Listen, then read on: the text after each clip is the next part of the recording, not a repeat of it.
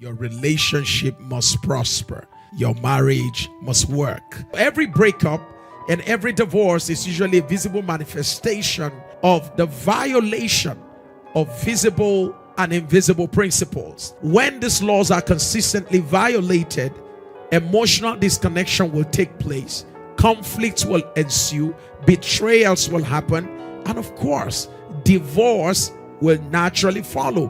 Breakups will naturally follow among singles. Why do you need to give attention to your relationship? You need to give attention to it because of what the Bible says in Proverbs chapter 18 in verse 22. The Bible says that find a good spouse. When you find a good spouse, you find a good life. The Bible ties a good life to a good spouse. And how so true? Your life will be miserable if you're connected to a miserable partner, except you know how to isolate yourself from such a person. It matters who you marry. It matters who you marry. The whole of your life, the whole of your achievement, the rest of your life, your joy, your peace, your patience, your excitement, the rest of your life will be greatly predicated on who you choose to marry.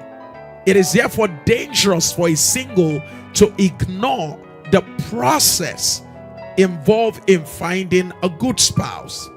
There are laws that governs breakups and divorces. The first is what I call the law of entropy. It's scientific principles that communicates the fact that every system naturally moves from a state of order to a state of disorder, except energy, force is applied to it. In essence, if you leave things the way they are, they will not get better. They will get worse. Disintegration is what happens to what you do not intentionally give attention to. Marriages don't turn out right if efforts are not put into them. So it takes effort for marriages to work. If you're not ready to make things work, you're not ready to make relationships work, there's no point going into it in the first place. Love declines without nurturing. Communication will fade away without intentionality. Number 2 law is what I call the law of emotional bandwidth. And this law simply tells you that when communication decreases, misunderstanding will increase. Bandwidth is the capacity of a communication system to accurately transmit information. Bandwidth is that capacity in a communication system to accurately transmit information. In the same vein, emotional bandwidth is the capacity in all of us to be able to communicate our thoughts, our feelings, and our expectations with clarity and empathy. You must learn how to communicate how you feel. The third law, the law of trust architecture. Very powerful law in relationship. And this law states that trust is the structural framework of every relationship or marriage. You don't build a house without the framework, the pillars. Trust is the pillar that holds the house together. Trust is what keeps a relationship. Is one of the major structural pillars of a house. That's why we call it the trust architecture. Once trust is compromised, the entire building will begin to collapse. One of the laws is what we call the law of software updates. It states that relationships that stop growing will eventually become obsolete. But don't forget that relationships in themselves cannot go to classrooms. Marriages will not go to classrooms. It is the individuals in the relationships, in the marriages, are the ones who must commit themselves to growing. When you commit yourself to personal growth, what automatically happens is that your relationship begins to grow. In most cases, people don't commit themselves to learning. So your marriage has moved into 2020 something, but what drives the marriage is from 19 something. The knowledge that is driving today's marriage is from yesterday, and unfortunately some of the things you are using to drive your marriage today, some of them are no longer relevant, and so it is creating conflict in your marriage. Grow in knowledge, grow in grace. When you grow, your marriage becomes better. The fifth law is what we call the law of relational security. Proverbs chapter 4 in verse 23. Keep your heart with all diligence, for out of it are the issues of life. Every relationship is only as secure as the boundaries that we establish around them. If your relationship doesn't have boundaries, your relationship will not be safe. If your marriage doesn't have boundaries, your marriage will not be safe. So when it comes to relational security, what you fail to protect will eventually be compromised. The sixth law is what we call the law of destiny synchronization, the law of destiny alignment. So when we're talking about the law of destiny synchronization, we are talking about a situation whereby two lives begins to move in one direction. When two lives stop moving in the same direction, separation begins. But when there is destiny synchronization, two lives come together and then find a way to blend whatever their individual visions were into one corporate vision, and together they are moving now into a common future. And it's very critical to understand that two can't work together except they are agreed. Chemistry creates attraction. It is shared purpose that creates longevity. Number 7 is called the law of covenant resilience. Strong relationships are built to recover. Wise people build their relationship to weather storms, survive challenges, and come through eventually the hardest of time and finally make it to their pre-planned and prefixed destinations. That we may go through the worst of times, challenging moments. We may go through the hardest times in our lives, but there's something that will happen in the end of the day. You will find us all together in the end of the day because we have what we call covenant resilience. Long-lasting relationships are not defined by the absence of failure, but by the refusal to abandon the covenant after failure or in the time of failure.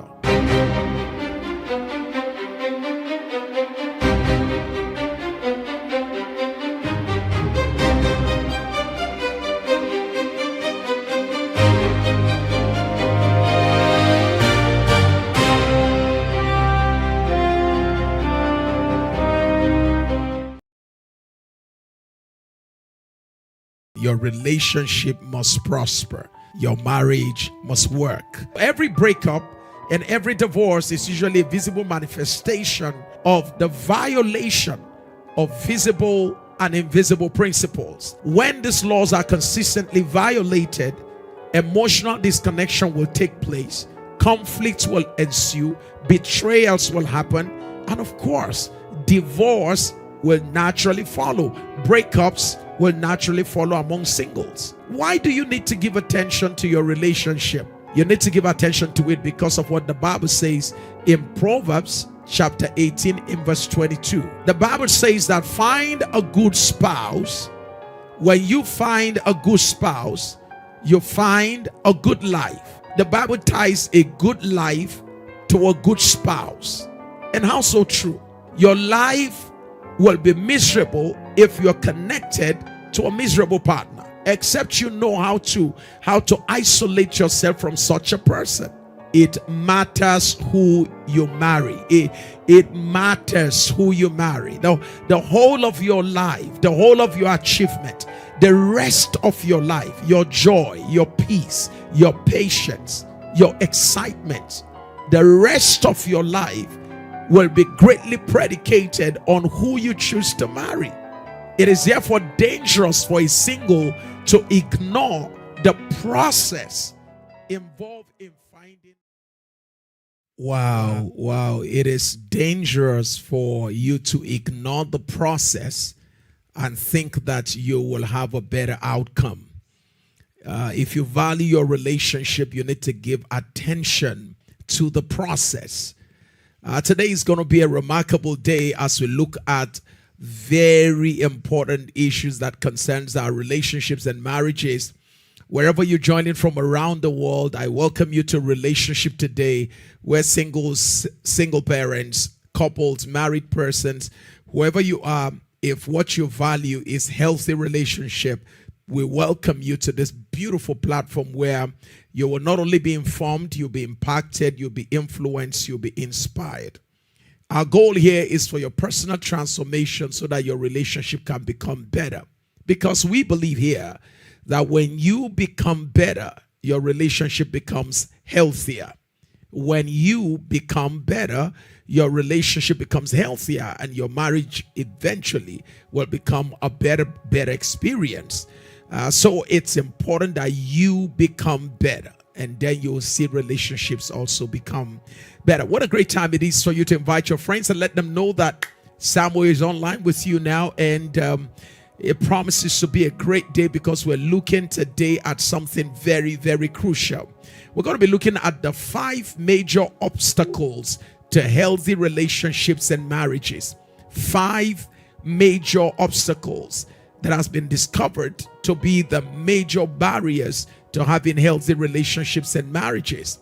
So if you want to have a great marriage, you want to have a good relationship, we encourage you to stay connected right now, whether you are in your office, you are on the road, wherever you find yourself right now.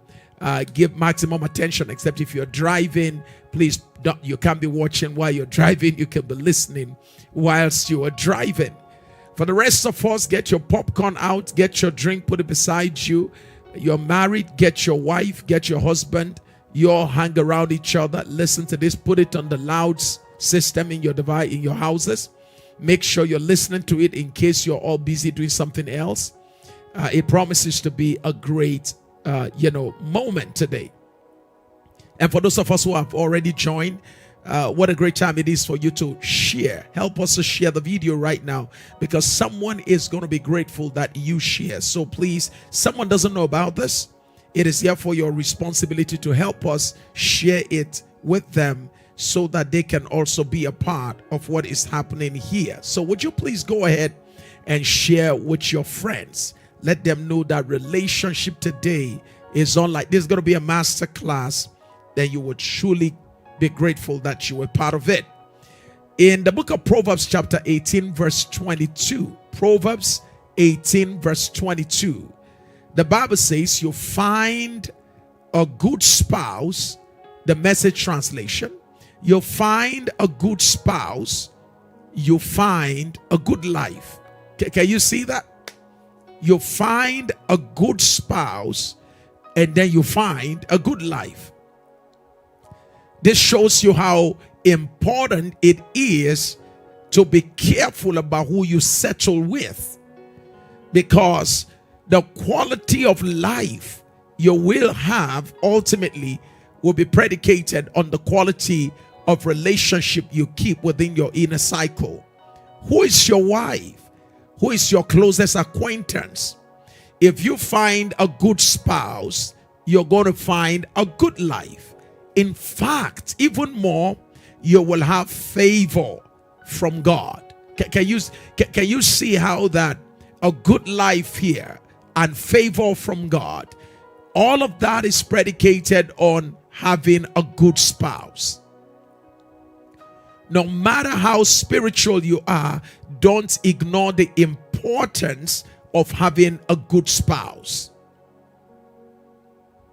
The wrong person in your boat can make you experience storms for the rest of your life. You heard me right. Once you have the wrong person in your life, once you have the wrong person in your boat, you can experience storms for the rest of your life. And you don't want to be the wrong person either in somebody else's boat. You don't want to be the reason why somebody else's life is miserable because of your presence. So it is critical for you to know that the quality of life, and it's been proven so, the quality of health, sound mind, mental health, the quality of it that you will enjoy is greatly predicated on who you lay next to in bed every day, who you share the same roof with every day, who you wake up to see every day. It matters who you hang around with. It matters who you hang around with. Never forget that. It matters who you hang around with. Because relationship is the gateway. Relationship is the bridge that takes you from the place of, being considered an outsider to an insider. So relationship is the gateway to intimacy. Relationship is the bridge that takes you from being an outsider to becoming an insider in somebody's life. It gives you access. Relationship gives you access. It's the bedrock for intimacy. It is the bedrock for disclosure. I can only share with you to the extent to which you are close to me, my personal issues. So if you are going to see into me, then we need to be intimate. That is very critical. So intimacy gives you the access to see into me. It's very critical.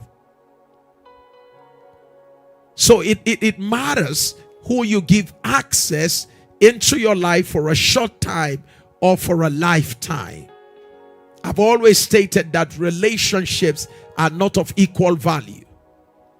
Relationships are not of equal value. And the earlier you get to, determine that and establish that, the better for you. Everyone doesn't have the right to have access to everything in your life. Because relationships are not of equal value. What my wife knows, my children don't know. What my children know, you don't know. Jesus showed us that. We saw that Jesus had thousands who followed him.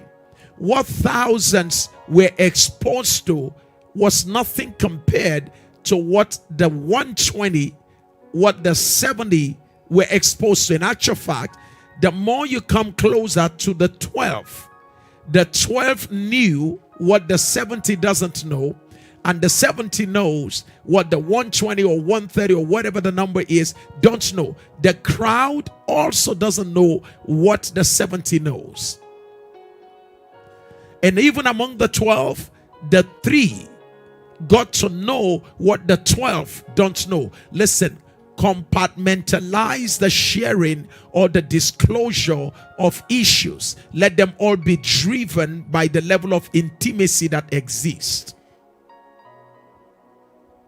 It is dangerous to show to the crowd what only the 3 should know.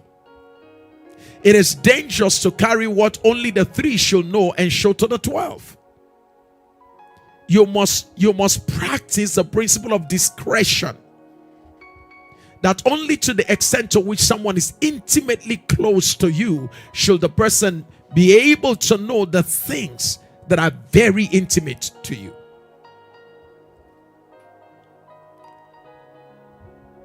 The worst thing that can happen is for you to be so blinded to who your adversary is and consider your adversary to be your friend. It's the worst thing that happens to some of us who are leaders. That your adversary has the capacity to pretend and disguise, camouflage, and behave like this person is my true friend. And then you go all the way, you're sharing your details and everything with the person, only to find out that you were really pouring out so much in the hands of the wrong person.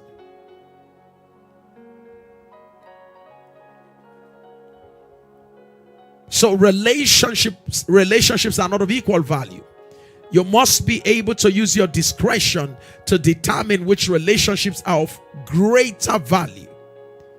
And value is not about how much they bring to the table. Value should be measured by your own values.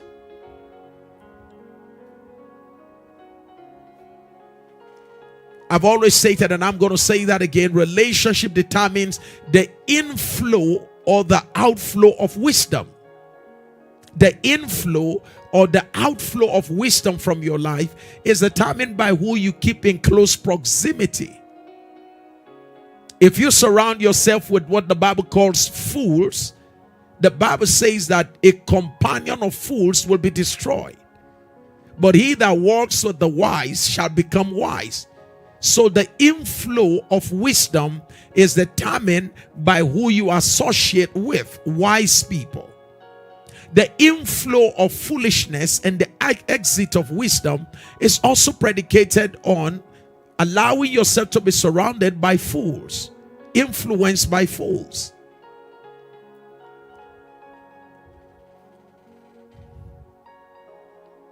Favor is also determined by who you're surrounded with.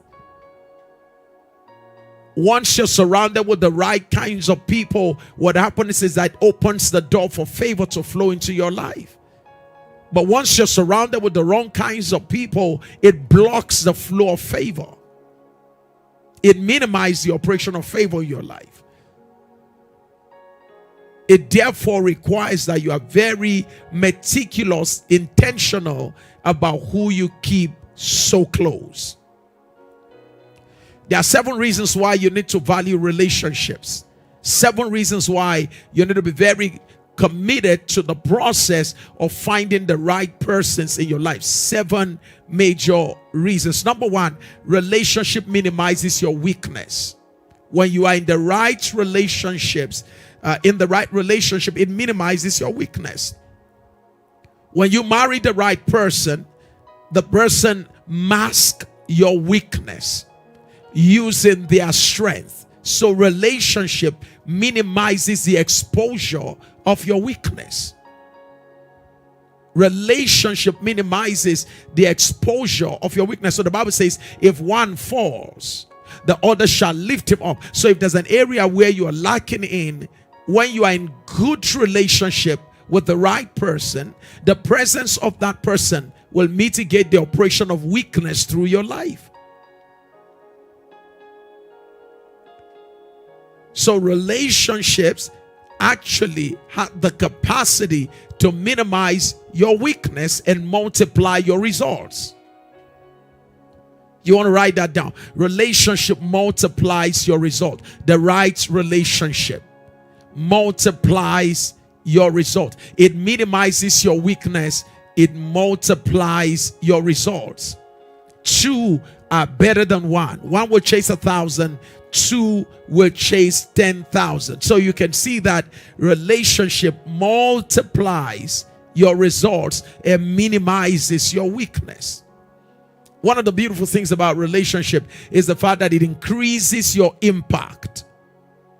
Relationship increases your impact. The difference you can make in life. It's very important to know that if you are in the right relationship, you have the right network, you are connected to the right husband or wife, and you have the right people around you, it can scale your impact. You can do much more with the right people around you. You can accomplish much more with the right people around you. So relationship increases your impact. But beyond that, it also accelerates your influence. When you have the right people in your life, One of the things that relationship does is that it accelerates your influence. Your influence grows. Steadily and surely, your influence grows. It is more reason why you need to take relationship matters seriously. Relationship increases your progress. Relationship increases your progress. Once you are in the right relationship, progress is accelerated. Progress is facilitated. Your progress is enhanced. Relationship minimizes your errors. Not only does it eliminate or minimize your weakness, it minimizes your errors. Your chances of making too many mistakes in life are reduced when you have the right relationship in your life, and you allow such people, you allow the people in your life to also contribute to your life. One of the things that I love about relationship is the fact that it helps to maximize your potential. Relationship helps to maximize your potential. These are some of the reasons why you need to give attention to the subject on relationship. One of the challenges we have discovered, however, is that many of us, as much as we even know about these benefits of relationship, many of us are unable to enjoy them because of the different obstacles we are dealing with or we've had to deal with in our lives. And some of us find it difficult to enjoy the benefits of relationship because of the obstacles that I'm about to mention to you today. One of the major reasons why people don't get to enjoy their relationships is because of what we call emotional immaturity. Oh yes, you just heard me. This is going to be very powerful right now. Emotional immaturity. It is the epidemic of immature behaviors amongst adults who are in relationship. It's a serious epidemic that is plaguing many adults in relationship. That although you are advanced in age, you have grown older, but you've not grown up. You have added numbers, but you've not become wiser. You are in control of position, talents, and gifts, but you lack control over your temperament, over your behaviors, over your attitude. Emotional immaturity. I told you it's going to be very tough today. We want to knock down this barrier of emotional immaturity. It's robbing a lot of us. It's robbing us of the quality of relationships we should be having. And by the way, I'm sure they're going to put out the Zoom link very soon. I'll let you know when they'll be putting out the Zoom link, so that if you have any question, concerns, and you want me to attend to that, we will open up the Zoom link. You will have the opportunity of coming live to ask me your questions. Glory be to God. Go ahead, please. I'd like you to like. Those of you who are watching on any platform, go ahead, like, share, and just go ahead. Yeah, go ahead and like it and share it so that others can be blessed and know that we are live today. Listen to what Paul the Apostle said in 1 Corinthians chapter 13 in verse 11. Paul said, "When I became a man, I put away childish things." Please, I'd like you to give attention to that. This is Paul the Apostle speaking. Paul said, it got to a moment in my life. I came to a point where I said to myself, this is too childish. My behaviors are too childish. My thinking is childish. My talking is childish. My attitude is childish. My behaviors, my reactions, very childish. Paul said, I examined myself and I realized that it's not the fault of the people that I'm blaming for triggering me. It is the fact that I can be triggered. It is the fact that I am still very childish.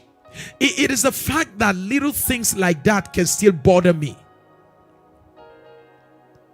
And Paul said, I got to that moment in my life when I had to make up my mind to put off childish things.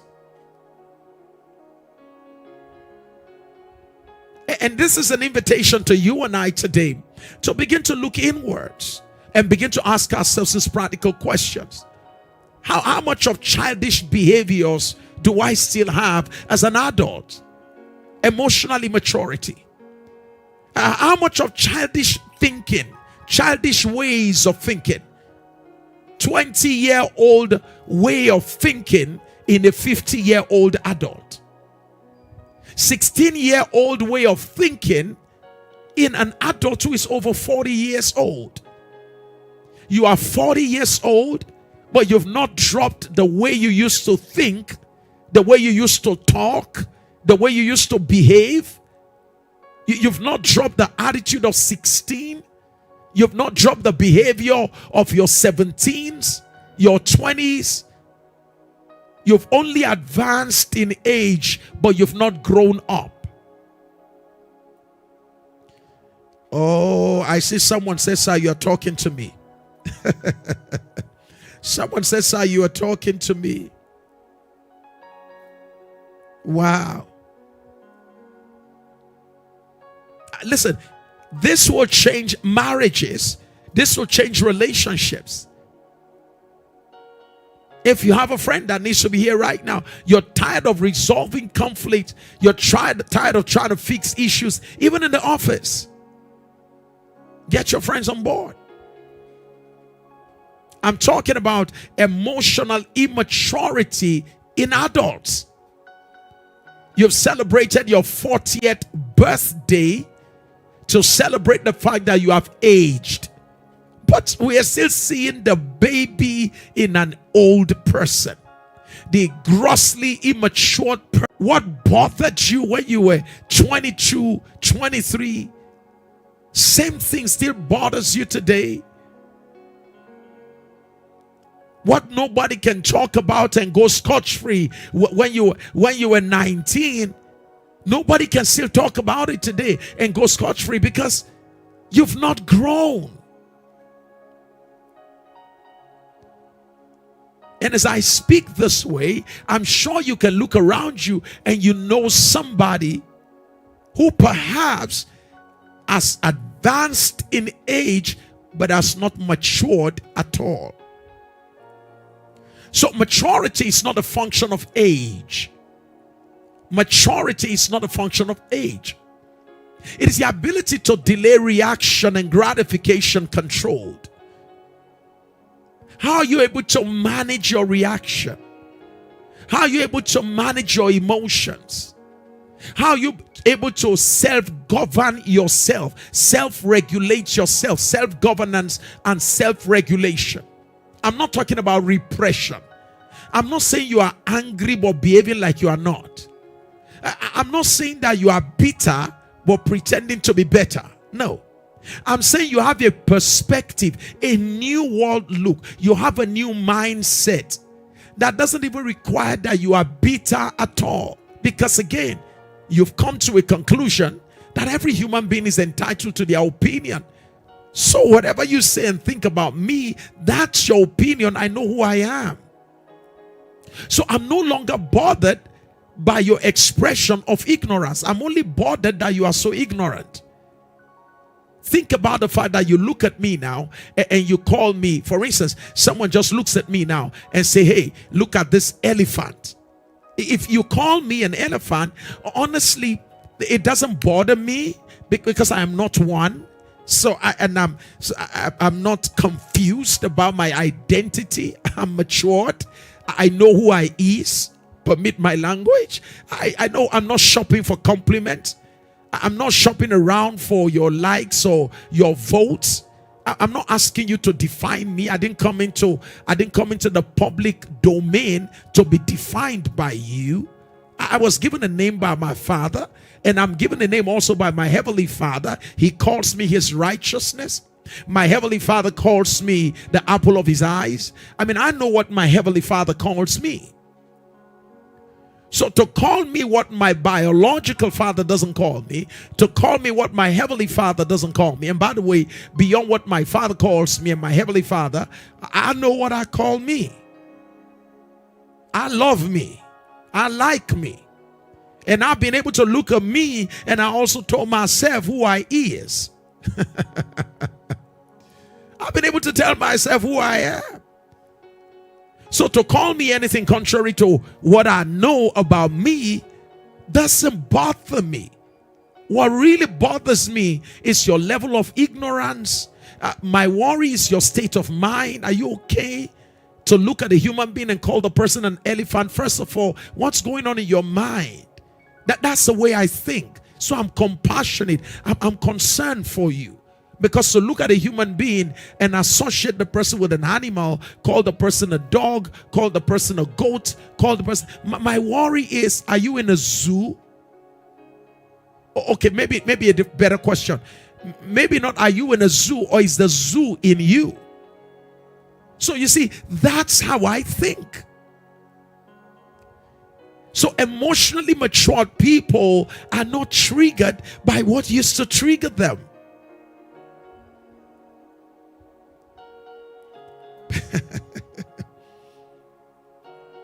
Oh, glory be to God Almighty. Now here's the point. When you are matured, people's opinion about you doesn't really bother you. Does that mean you're not open to being corrected? Does that mean you're not open to receiving feedback, positive feedbacks, or whatever kind of feedback for personal growth? You are open. In fact, it takes maturity to be able to receive feedback and process such feedbacks for your personal good. But I'm saying you're dealing with a critic and you're bothered by that critic. At certain level of maturity, your critics don't bother you.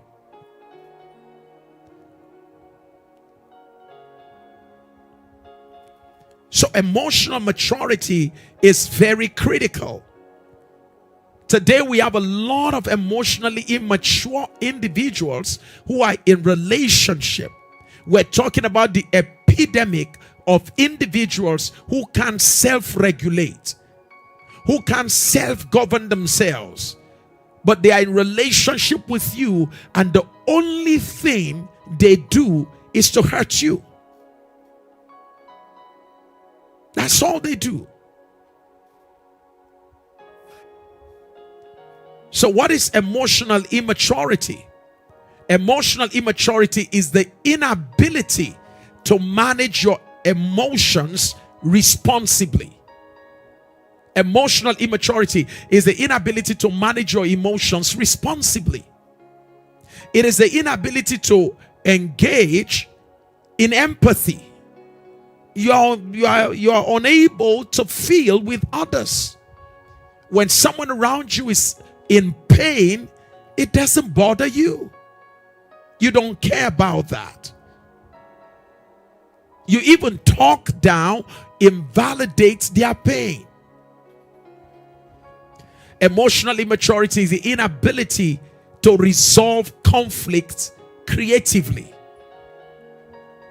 Emotional immaturity is the inability to resolve conflicts creatively. Let me say this.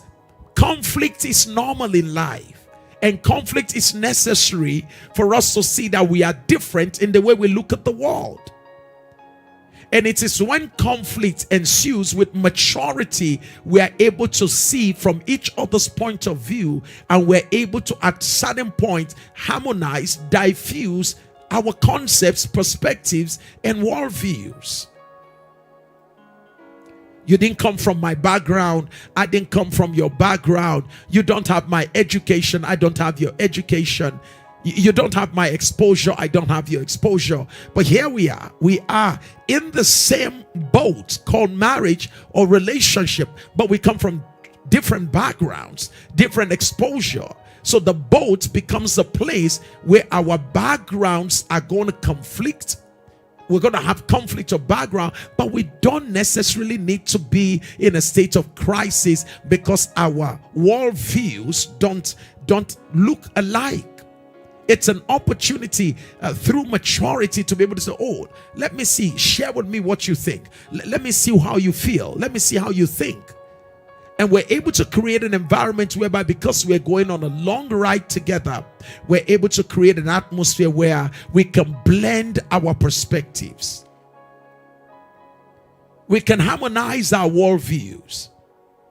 We can allow diffusion of perspectives.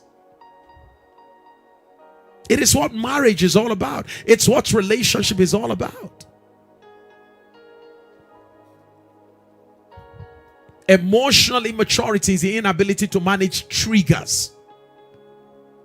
Oh, anytime you push that little button, my God, anytime somebody pokes you in that same, that is the same spot.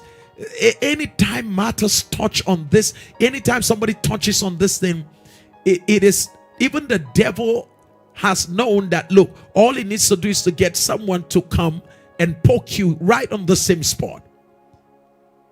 You need to get to a point in your life like Jesus. After Jesus rose again from the dead and he appeared to the disciples in the room, and Thomas said to him, Master, I don't believe you're the one. Jesus said, no problem. Jesus said, come put your finger, Thomas, I think he said, if I can put my finger right into your nail prints. So Jesus said, come do that. And he put his finger right through the nail prints. This was the same nail print that made Jesus to cry a few days before, when the nail was being pierced through his hand, was being driven through his hand. Jesus cried. But here we are, after Jesus had risen again. Here we see Thomas putting his finger through that same. You know, I'm talking about the same thing that always gets you upset. This was not Jesus trying to pretend like it doesn't hurt. Jesus said, come put your finger in it. Come talk to me the way you normally talk to me before. And you get to realize that it doesn't matter. Because honestly, it's not that I'm pretending that what you're saying doesn't bother me. I've grown in my worldview. So what you're saying to me doesn't bother me anymore, because I'm more concerned about you. I'm concerned about your state of mind. I'm concerned about your well-being. I'm worried about what is influencing your perspective.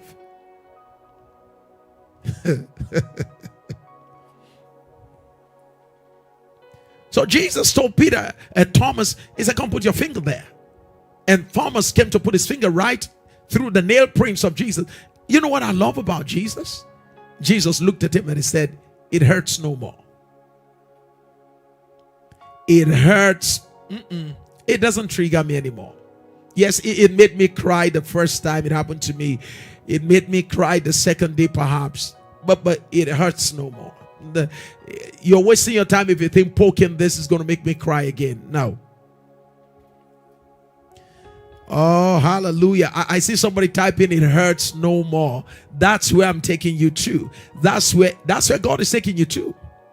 It hurts no more. That you want to get to that point where it hurts no more. You want to get to that point in your life where such attitude doesn't bother you anymore. You want to get to that moment where you want to get to that moment in your life where such reactions, such attitudes that usually would trigger you, make you sleepless at night. No, it doesn't hurt me anymore. And it's not because I've become insensitive. It's just because I have shifted what normally concerns me. Usually I'm concerned about me because when I was not matured and I was very self-protective, I was image conscious, when I didn't know who I was, when I didn't understand my identity, at that moment, anything you call me can bother me. But now, no, I've grown. I know who I am. And such things hurts No more.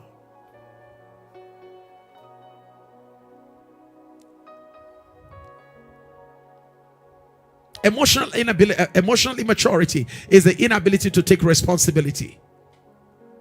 You just find it difficult to take responsibility. These are some of the reasons why relationships are in a mess today. The unwillingness to take responsibility. We call it diversionary tactics. You constantly have a way of making sure that when you are wrong, when you do something wrong, rather than just simply say, I am sorry, you will blame shift, you will shift blame, you will find ways to, make the other person feel guilty so that you can feel less guilty. I mean, everything possible.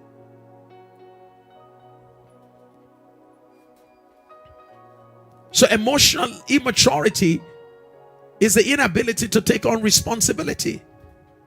It is the inability to respond with self-control. So you end up reacting rather than responding. One of the ways by which you know someone who is emotionally immature is that the person's emotional intelligence quotient is very low. The person's emotional intelligence quotient is very low.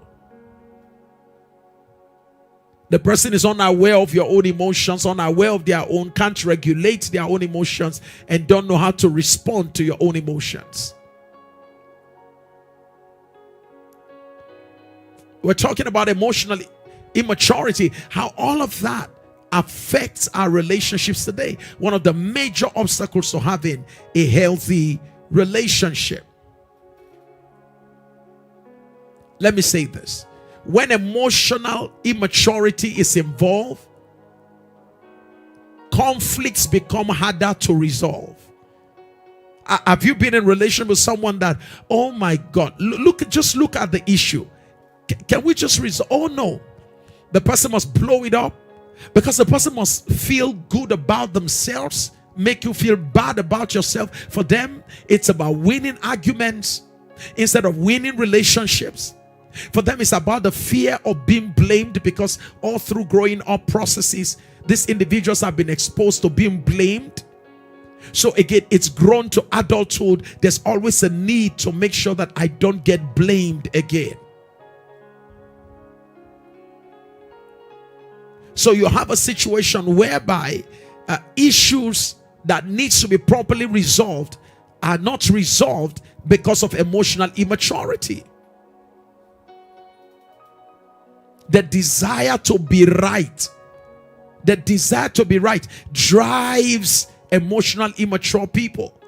The desire to be right than the desire for the relationship to be better. So I would rather be right than for our relationship to be better. For me, compromise is not part of the rules. Winning is the rule. I must be seen. And whenever a case becomes so glaring that you are wrong, you see them, they start throwing tantrums.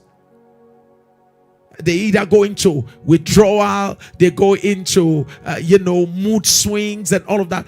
Because again, life is all about winning arguments, superimposing their wrongs on what is right. And it is so dysfunctional that the dysfunction is not noticed by the person who carries the dysfunction. It is very strange to tell a pig that you are dirty. For a pig in a mud, it's home. The mud is home to a pig. So to tell a pig that this is bad, you're dirty, the pig doesn't see that, because this is home. But the stain of mud on a cart, the cart is going to be looking for ways to clean it up. Again, because that is foreign to the cart.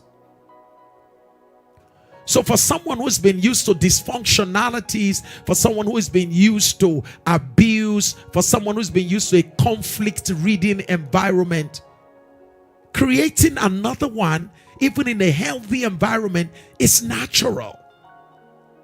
Because creating such instability is what makes the person stable. Oh my goodness.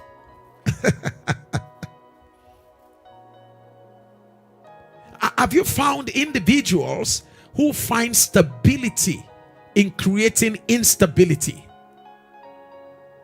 Have you found individuals who feel very comfortable in creating an uncomfortable environment? I'm talking about Jonas who can sleep in the midst of a storm that they create. They are the most peaceful when they've turned your world upside down. When you are in a state of crisis, wondering what in the world is going on here, that's when they are at their best. They are sleeping, they are enjoying their lives. Why? They've been able to create a dysfunctional environment that powers their existence.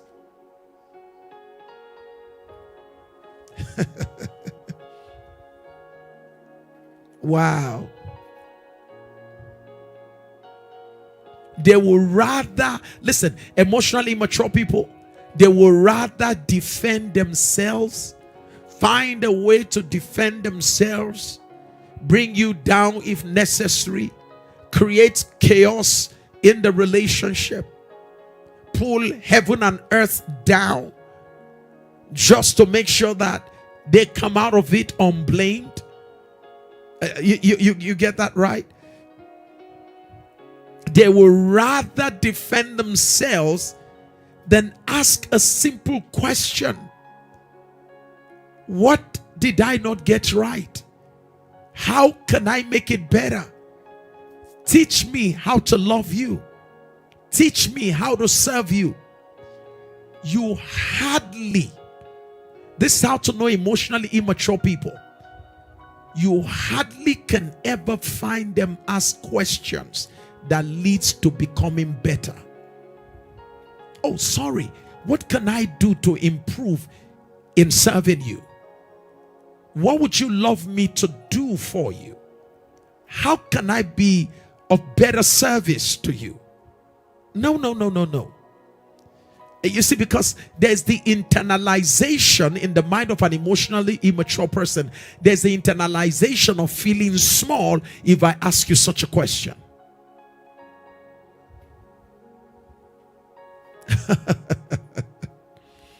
Oh my goodness. I'm sure this is getting across to you. We need to grow. We need to get better.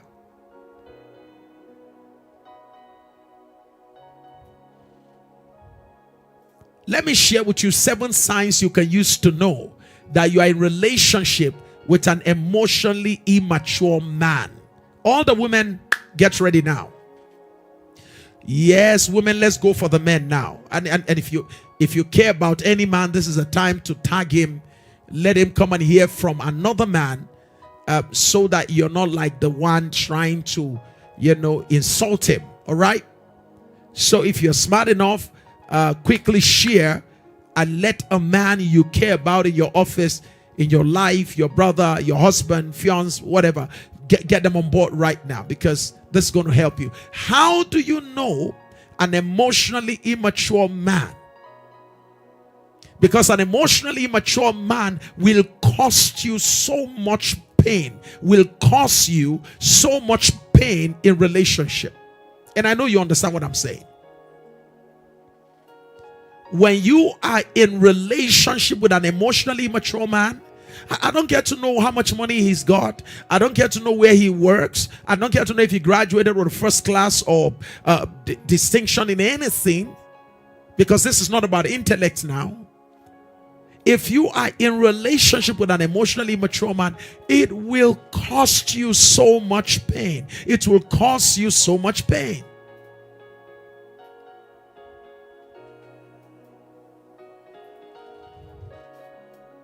How do you know if the guy you're in relationship with is immature, emotionally immature?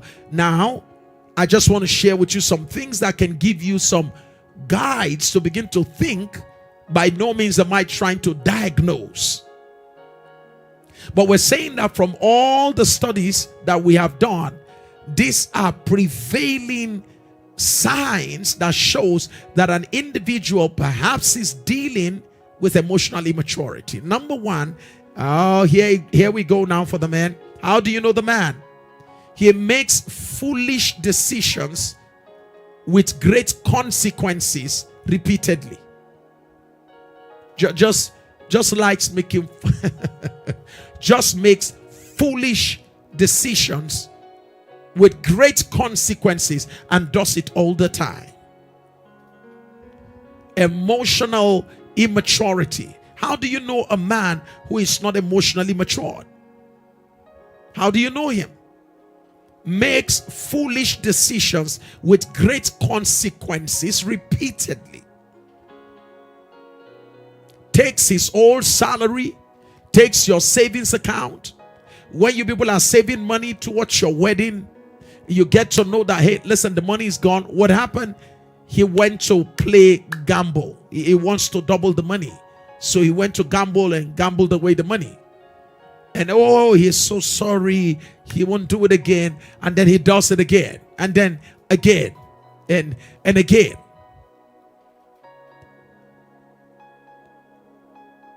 In marriage, the same thing. The person takes money and without a recourse to you and him talking, carries the money and makes foolish decisions that cost you and your family so much money. Impulsively, the person will just say, oh, sorry, we need to move into this kind of business. We need to move to this location. And these decisions are not properly thought through. And that's how, in most cases, decisions are made. We make some moves, we invest in some things, we take some steps, and eventually, all the steps repeatedly, we end up going through pain. Someone said, I understand what is going on here. How do you know an emotionally immature man? He avoids taking responsibilities for the risk he took, for the mistakes he made, for the poor choices or judgments he made. Constantly will avoid taking responsibilities for choices made, poor choices, poor judgments. Will never accept the fact that, look, I made a mistake. Will never want to acknowledge the fact that I made a foolish risk. I took a foolish risk. Always finding it difficult to accept responsibility for poor choices, poor judgments, poor decisions. And it happens again and again. That's one of the ways by which you're not an emotionally immature person. Rather than say, oh, I'm very sorry I put us into this kind of situation. I just want you to forgive me. And I promise you that I'm bringing all of us out of it. We're all coming out of this by the grace of God. Rather than own up, accept this responsibility. No.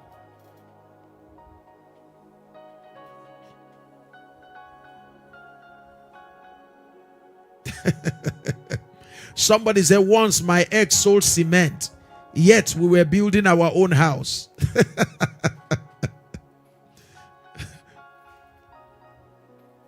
Right? Or somebody just said now, or he sends the whole money to his family, donating to his community groups so he can look good. Meanwhile, you are all suffering at home. The family is in a mess financially, but he's trying to keep up with good image outside and reputation out there. And so the person is constantly making foolish choices in the area of finances. I can see the woman speaking right now. I hope the men are getting ready.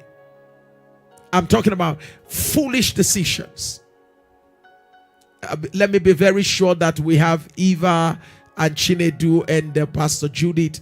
I hope our Kenyan coordinators, I just want to be sure they are online so that we can get to attend to some questions. So how do you know an emotionally immature man? He hardly forgives. He hardly forgives and hardly apologizes for wrong decisions or wrongdoings. hardly apologizes and hardly forgives. You did something wrong yesterday, you apologize for it. No. Is he going to talk about it? Is he going to tell you how offended he is? How that thing cost him so much? Hardly ever forgives. And on the same twist, you find this person hardly ever apologizes when it is the same person that does you wrong. So whether it's apology, offering, the offering of apology, or accepting apology, this person is not just good at any of them.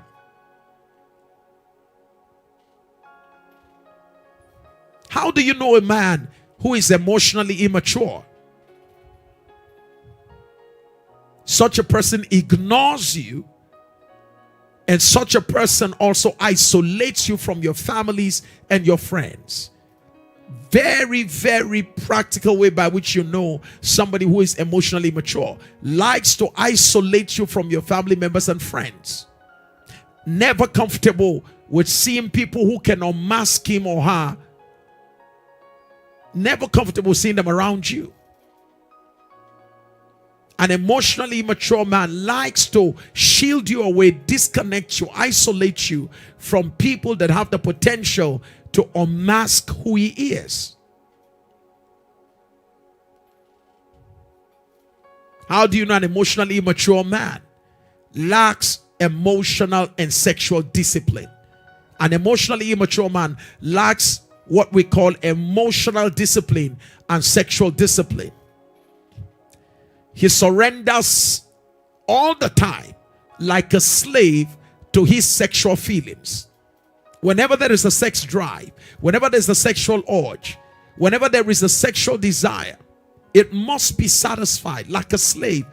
This person must surrender all the time to sexual desires, either pornographically, or the person will masturbate, or the person will go out and look for prostitutes and the rest of that. There is no emotional control, no sexual control. Emotionally immature men can't say no to their sexual desires. Emotionally immature men find it difficult to say no to their sexual desires. If it's with the secretary in the office, they will do it. If it's in the car, they have an opportunity, they will do it. On the road, they will do it. Samson was an example of a man who was emotionally immature, and it shows in the area of his sexual indiscipline. We also saw that in the life of David, and then we saw the fullness of it in the life of Solomon. Sexually, he lacked the discipline. He just, even after God said don't pick women from such a place, Solomon consistently violated God's instruction.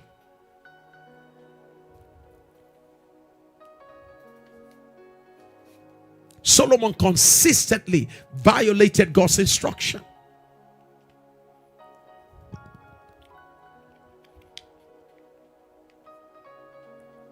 So how do you know a man that is emotionally immature? No, whenever there is an opportunity for sex, he goes. He just goes. Sight responds, touch responds. Somebody touches, he goes. He sees, he goes. He feels, he goes.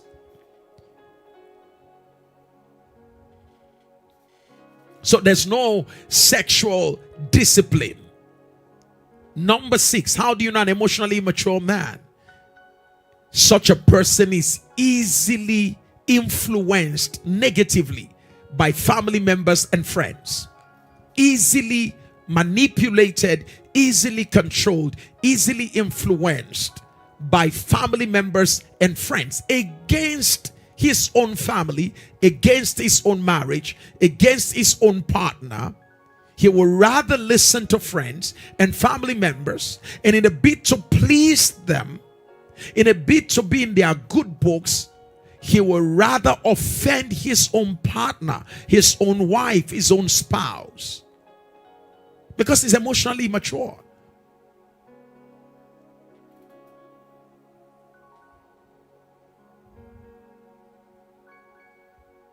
How do you know an emotionally immature man? Verbally, physically, emotionally, psychologically, and sexually highly abusive. Very, very abusive. Psychologically, emotionally, physically, very, very abusive. That's how to know an emotionally immature person.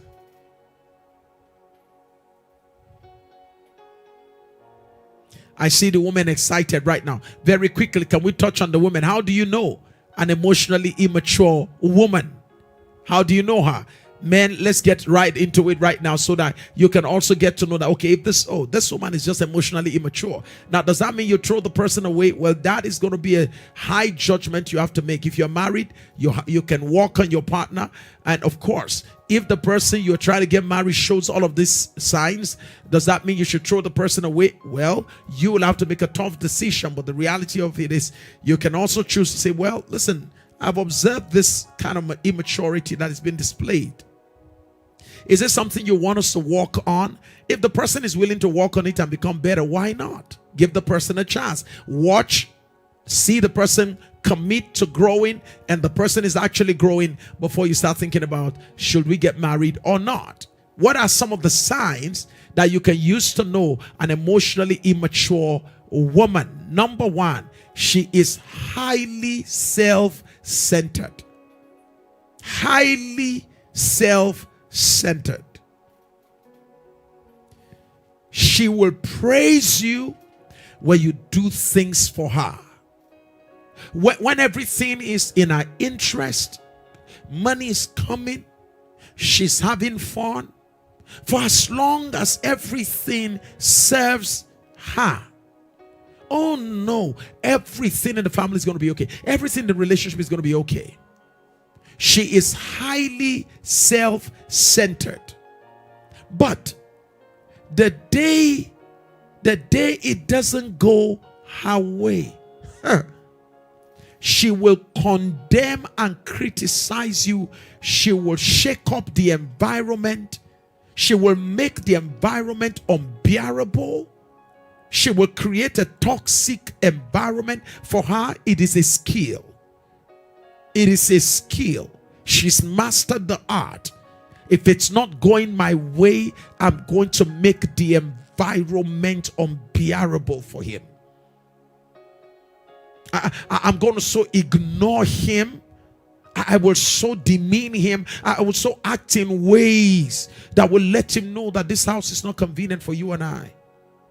I will talk to him in ways that will make him be wondering, what's going on? Can I rush down to the place and see you? What's happening? I will make him be wondering, what has he done wrong when he's done nothing wrong? Somebody said, I swear this is happening to me right now. All right. I'm talking to you about how to know an emotionally immature woman. She will condemn and criticize you, make life unbearable for you when things don't go her ways. Yes. Even if she's your friend as a woman. As a woman, you have such a lady as a friend? Oh no. Trust me. Happy moments only when it's all about satisfying her. But everything will lose its coordinate when it doesn't go her way. Number two, she hardly forgives and never admits wrongdoings. She finds it difficult to apologize. She finds it difficult to admit her wrongdoings. She finds it difficult to apologize. No way. She will rather explain things away. She will rather bring up issues that are unrelated just to escape apology. She has so mastered it that she has become blinded by it that she doesn't even know that everyone around her knows that that is her dysfunction. And she relies on it and doesn't know how it betrays her.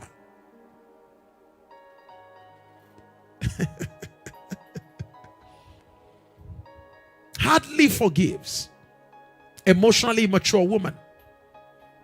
She is very forgetful and ungrateful during moments of temporal discomfort. Have you met such an emotionally immature woman? She is forgetful and ungrateful during moments of temporal discomfort. Just a little moment when things are uncomfortable. Maybe there's a little bit of delay. You're waiting for some things. You're unable to get some things, or you're trying to achieve some things that have not come through. Oh my God. In those moments of temporal discomfort, she will make life unbearable. And she may even go ahead and say things to you that makes you feel like you've never done anything in your life. I'm talking about individuals who, in one moment of discomfort, they can forget everything you've done over the years. Emotionally immature women. In one moment, you forget everything the man has done. You forget all the labor, all the effort, all the sacrifice. That's where you hear a woman make statements like, "What is it you've even done for me?"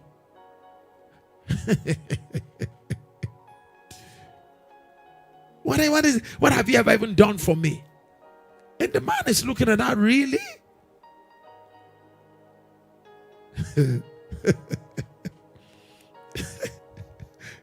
Somebody's there, I normally pack everything.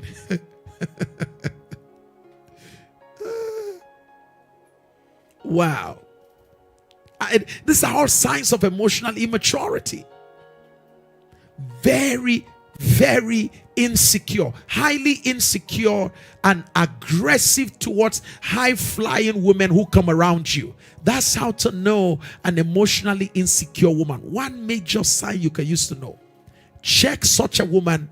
She is grossly uncomfortable when people who are a little bit more educated, more complexioned, more advantage in height, whatever makes a woman more of what she has, what she knows, it makes her feel uncomfortable.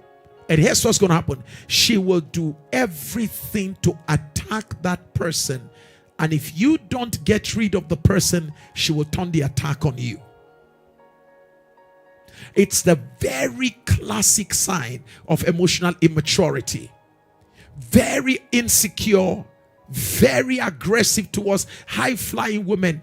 She will rather be surrounded by women who are submissive and subdued by her presence.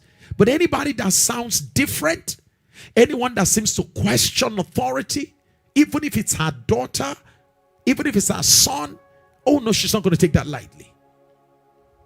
Very aggressive, highly insecure towards anybody who is a high-flying person around such a person.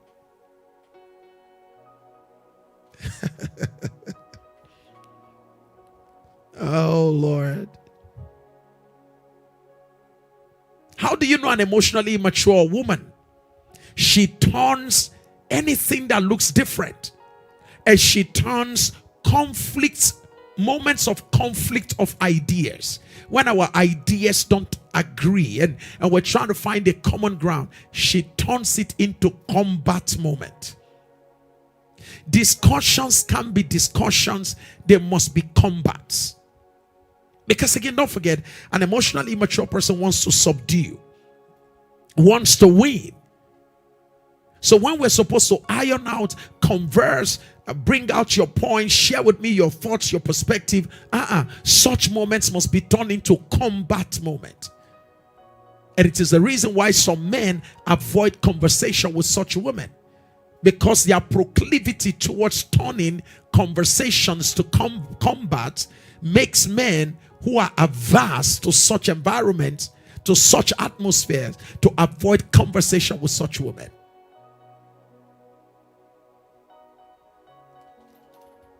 How do you know an emotionally immature woman? She is high on nagging, very high on nagging, but very low on communication. Just nag around. I don't know what is going on. Just talk. No coordinated. Nothing is coordinated. No point is being made. High on nagging, low on communication. Can we sit down and talk? can we talk about this matter? Okay, can we find a common ground? Can we resolve it? Okay, which way are we supposed to know? It's about the yelling. It's about the screaming. It's about the shouting. It's about, just creating a very toxic environment. High on nagging, low on communication. Similarly, an emotionally immature person, particularly a woman, is also high when we come to verbal, physical, emotional, and sexual abuse. We have discovered by research that the same thing happens also to women. Women can be verbally abusive. Verbally, and women can be psychologically, and they can also be emotionally abusive. And I'm talking about emotionally immature women. Now, so Reverend Sam, how do I transit to becoming an emotionally matured man? How do I transit to becoming an emotionally matured man? Maybe the first thing I need to do is to share with you the signs of an emotionally matured man. If you want to become an emotionally matured man, here is a simple thing you need to realize. Number one, an emotionally matured man is accountable. He is sensible and responsible. Accountable, sensible, and responsible. An emotionally matured man is accountable, sensible, and responsible. He is not afraid to say, I'm sorry, I'm responsible for that. He is not afraid to say, I take responsibility for my action.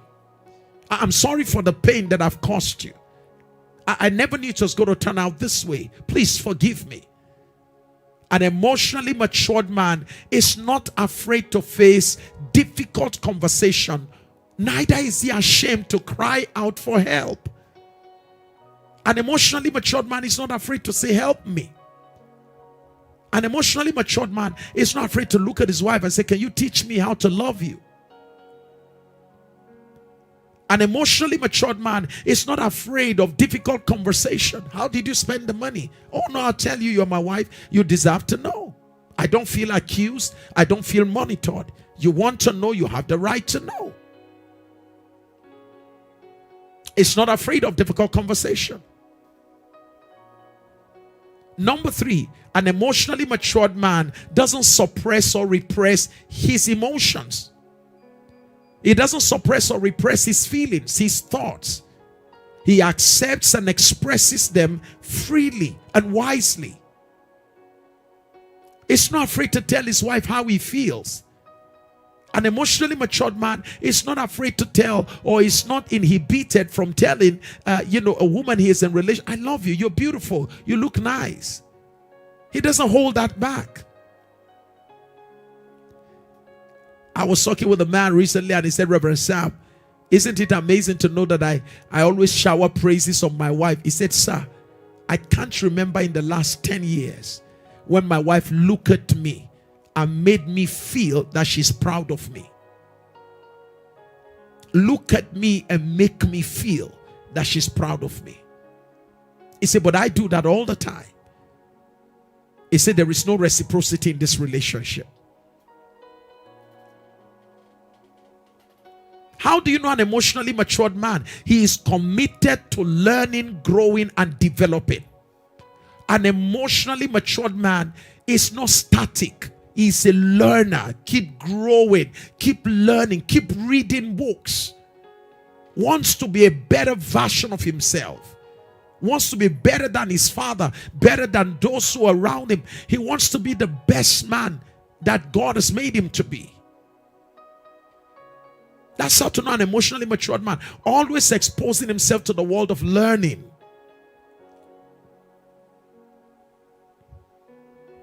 Always attending programs, courses, and an emotionally matured man will be on this program. I'm telling you that. An emotionally matured man is not afraid of sitting down with his wife and watching another man teach. But how do you know an emotionally immature man? One of the ways by which you know an emotionally immature man is the fact that whenever there's an opportunity like this to learn, in order to make his wife feel like he is all right, he will say, well, all this is I don't have time for. He will find a way to talk away the importance of what he needs to learn. He is ignorant of them. He is causing problems, repeating mistakes. The only thing he will not do is sit down and learn. Can you help me celebrate all the men, all the women who are here? Would you help me go ahead and say thank you, man? Thank all the men who are here. I want the women to say thank you to you. I mean, all the women, go ahead and tell our men, thank you, sir, for being here. Thank you for joining us. Go ahead and celebrate the men. Honestly, it's not common for men to sit down and listen to another man. It's not common. So come on. Oh, I love the way Pamela puts it. She said, big ups, man. That's it. Big ups, man. I see some of you clapping for our men. God bless you, ma'am. Thank you so much. We honor all the men. That's from Pamela. We honor all the men. Thank you for joining us. Morera, thank you so much for telling the men that. Very true. I tell you, there's something about men that makes it difficult for them to sit down and be taught by another man. So all the men on this platform, please celebrate them for me. And if your husband is here today and is watching, hello, woman of God, your husband is watching this program and is even taking notes and is relaxed and is not pressing playing with his phone. You mean your husband is watching? Woman of God, on our behalf, would you give him a very tight hug? Go ahead right now, please. On behalf of Reverend Sam and Pastor Mary OYE, go ahead and hug that man for me.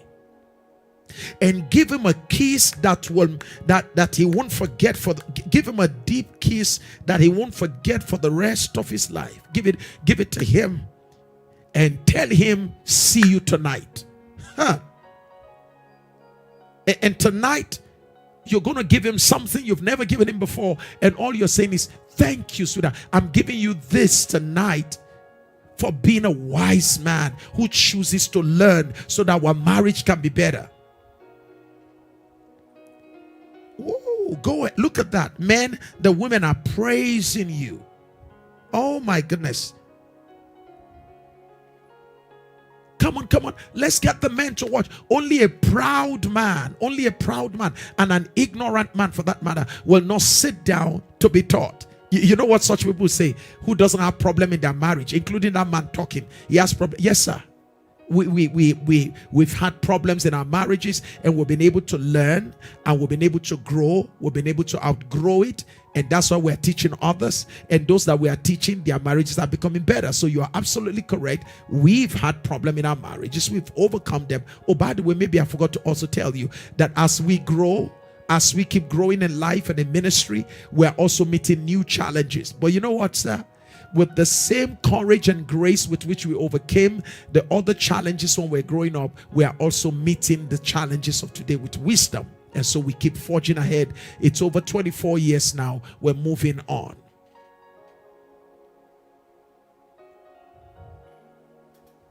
How do you know an emotionally matured man?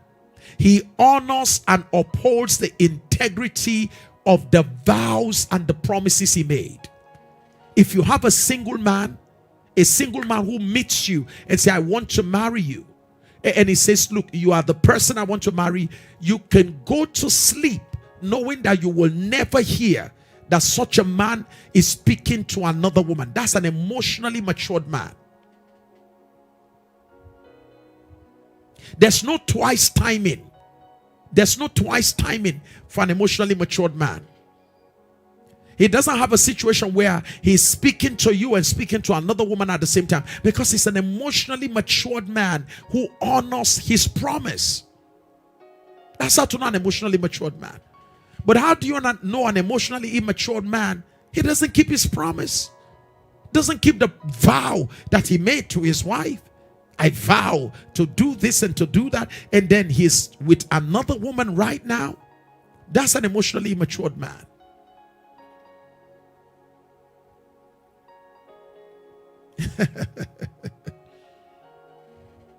How do you know an emotionally matured man? He is extremely focused, purpose driven. He knows his priorities and is very decisive. Extremely focused. An emotionally matured man is extremely focused. His attention is not broken. Concentrates on concentrating. He focuses on his priorities. Such a man is very decisive. When it's time to act, he is not afraid, neither does he delay in making sound decisions and take sound actions or take the right actions. When it's time to do it, he takes the right steps. He doesn't date a woman. He doesn't keep a woman on the dating platform, courting a woman for 7 years, 8. No. He knows what he's looking for. It doesn't take him time to know. I've seen what I'm looking for. So within a short time, he can make a decision. You are the one I want to marry. I've checked you in the last 6 months, in the last 12 months max, and I know you are the woman. He's decisive. An emotionally matured man is very decisive. And don't mistake spiritual maturity for emotional maturity. A man can speak in tongues. A man can know how to speak in tongues and see angels and all of that, but is emotionally immature, incapable of making sound judgment, right decisions, particularly with respect to relationship, when it matters the most.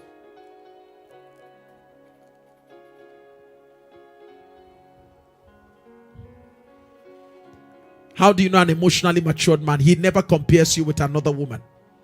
He never compares you with another woman.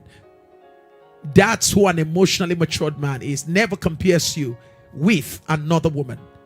Very quickly as I round up, how do you know an emotionally matured woman? And how can you transit to become one of them? How do you know an emotionally matured woman? She is emotionally connected, but not emotionally dependent on her partner. Did you hear that? She is emotionally connected to her partner, but not emotionally dependent on her partner for her joy, for her peace. No. She's not depending on him to be happy. She's not depending on him to be joyful. She's not depending on him to be safe.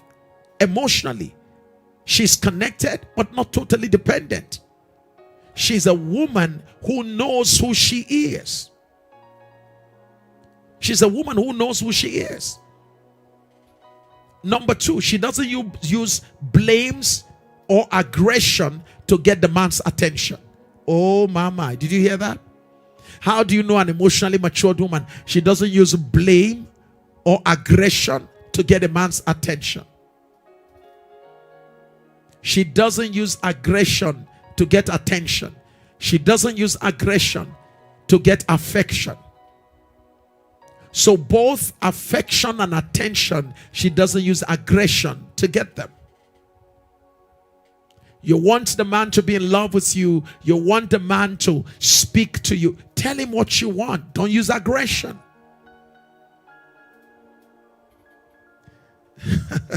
Somebody said, what an evening am I having here today?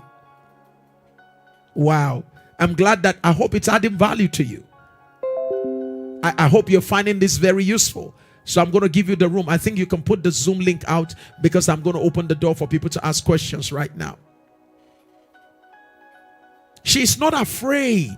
She's not afraid to apologize for her wrongs. She's not afraid to accept correction where and when it is necessary without making it personal. Oh, I'm sorry. I never knew that. I apologize. She's willing to accept correction without taking it personal. How do you know an emotionally matured woman? Very quick to apologize. Very quick to accept correction. She knows who she is and she knows who she is worth. She's not intimidated by the differences of other women. She knows who she is and she knows what she is worth. She celebrates her difference. She's not intimidated by other women. No. That's why you need to get this book.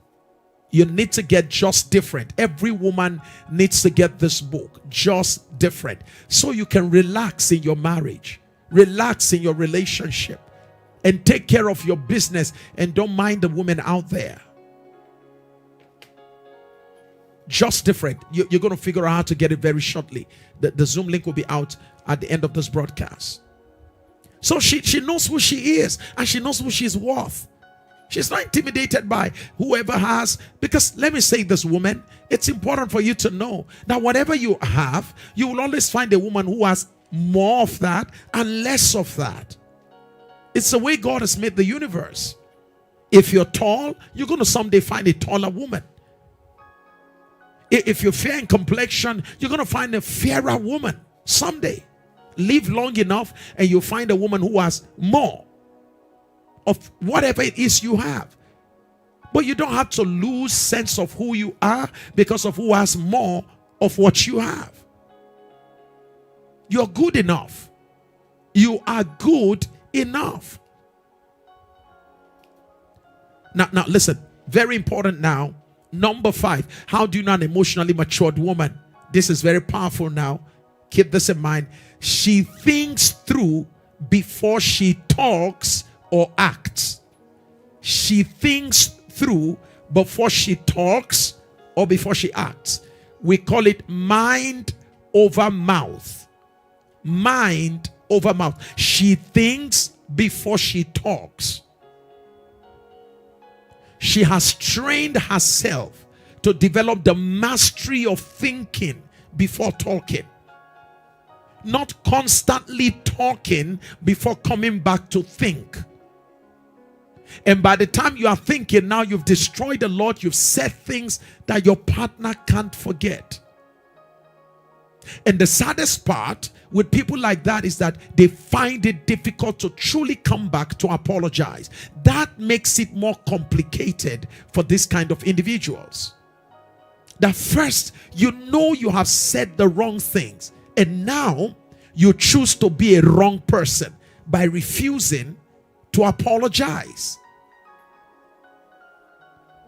So an emotionally matured woman takes time to process her thoughts before she opens her mouth to speak. We call it delayed reaction. It's a sign of emotional intelligence. We say you have delayed capacity for delayed reaction, capacity for delayed gratification. She doesn't just act impulsively without thinking. Number 6. She is a treasure driven and not a pleasure seeker. She's a treasure driven person and not a pleasure seeker. She doesn't live her life pursuing pleasures that will pass away. She focuses on building treasures that will give her pleasure. Wise woman. Very wise woman. That's why the Bible says in Proverbs chapter 13, she buys lands. Can you see what she focuses her attention on? Lands. She buys lands and maybe build houses, and she has people who work for her. A virtuous woman. So we're saying that she is treasure driven, not pleasure driven. It's not about excessive liabilities and little or no assets.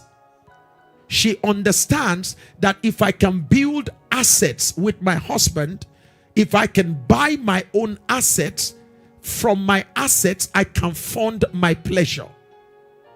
She prepares for old age.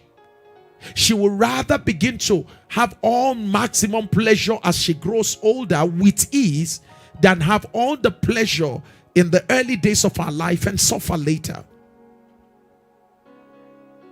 She is treasure driven. She recognizes and respects and honors the man in her life. She recognizes him, she respects him, and she honors him.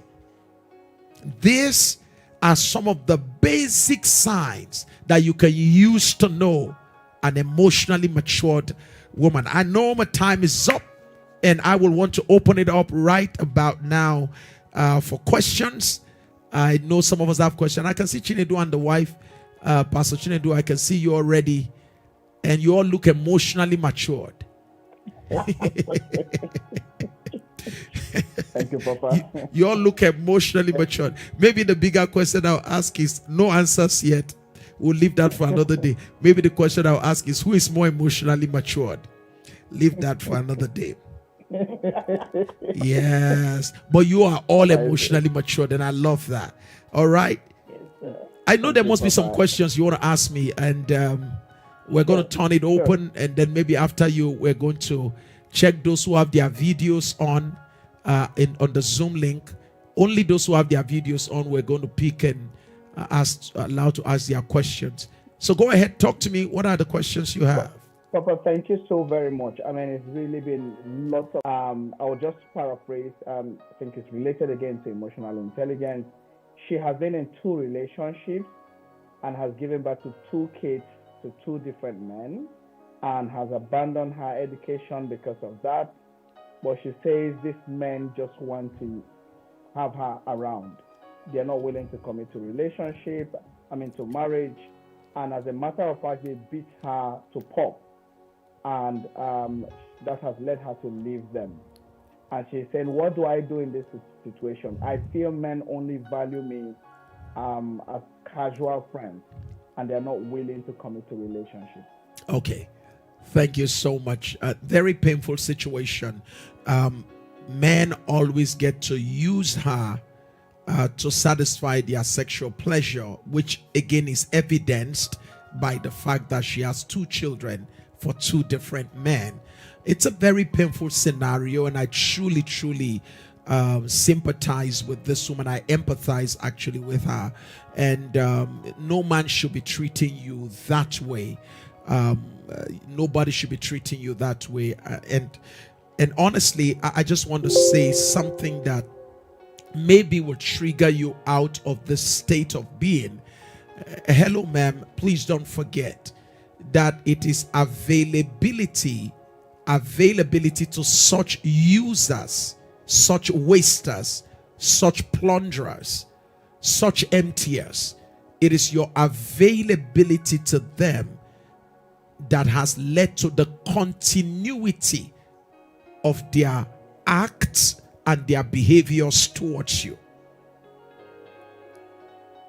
Your continual availability, by making yourself available to them, by making sure for whatever reason you keep going back to them.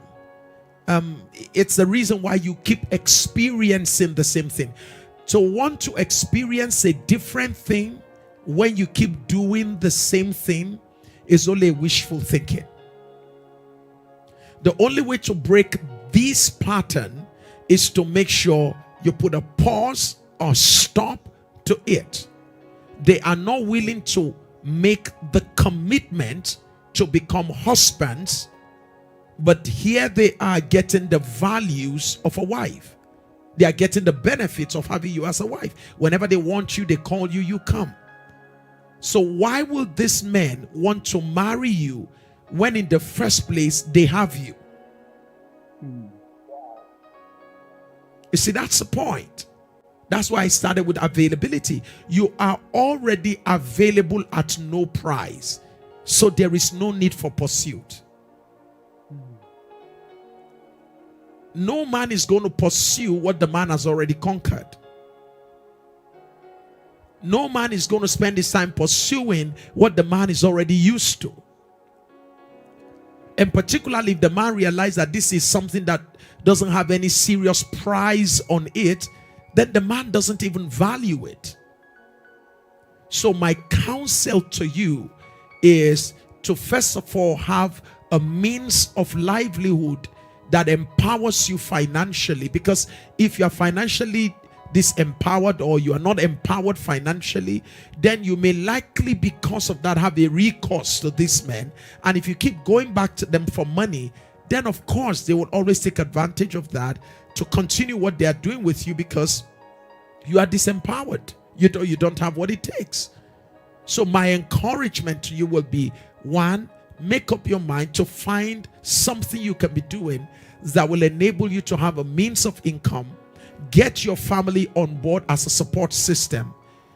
Make sure you enter into a very solid structured arrangement on how they will be taking care of their children.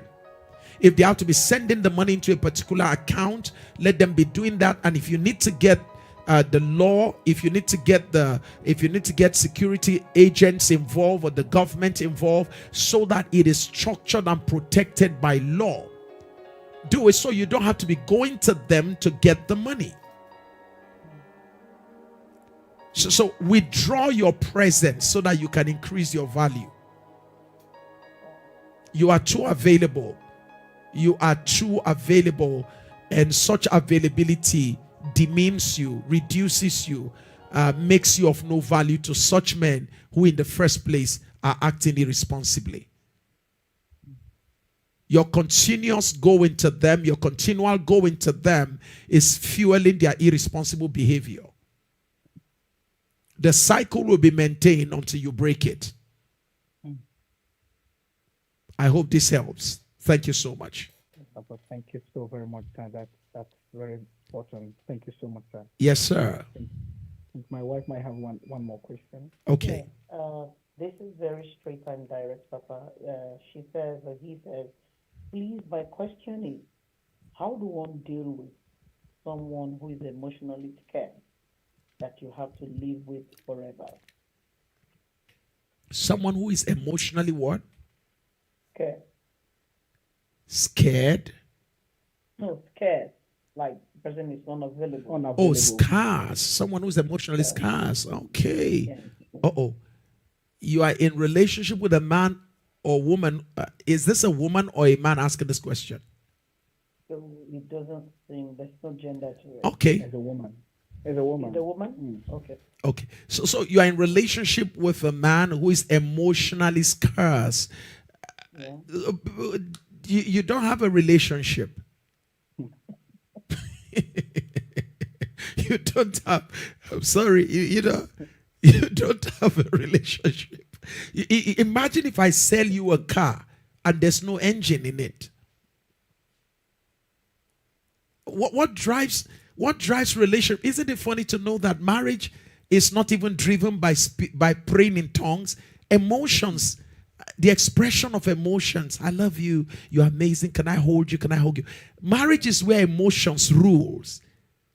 So if you have marriage and there is no emotions, you have a car that doesn't have engine. You mean your partner can't express emotions? Can't tell you I love you, I feel good about you, I need you, this is how I'm feeling. There's no emotion. That's why I wrote this book, Overcoming Emotional Divorce. Please get it. Get it for as many couples as you can. Help marriages around you. It is happening. There is no marriage when there's no emotional connection. We're just pretending. Emotional connection is the life of a marriage. Without emotional connection, conversation will become formal. Living together will just make you all become like flatmates.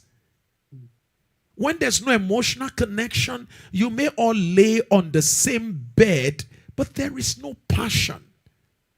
Even sexual intimacy will be like punishment on one another. Emotional connection is very critical. It's what sustains a marriage. So I encourage that if you find yourself in that kind of situation where your partner is emotionally unavailable, number one, the person may not even be aware. Because for the person, he or she may have grown up in an environment where there was no emotional connection. So it's not strange to the person that the person is not emotionally connected to you. In fact, the person will be wondering, why I'm around? It's just that we are not connected. So you need to let the person know what you are feeling, and in a creative and constructive manner. When you are communicating your concerns, your feelings, remember to be emotionally matured. You want to say, sweetheart, look, I have noticed we are not connecting. And by the way, for someone who has never seen emotional connection before, when you say we are not connecting, the person will be wondering, what you'll be hearing things like, what have I not been doing? I've been giving you this, I've been doing this for you. When you talk about connection, that's when you hear the person talking about doing.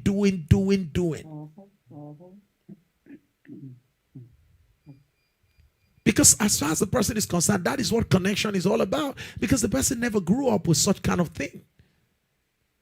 But Papa, practically, they might want to ask. Say it again.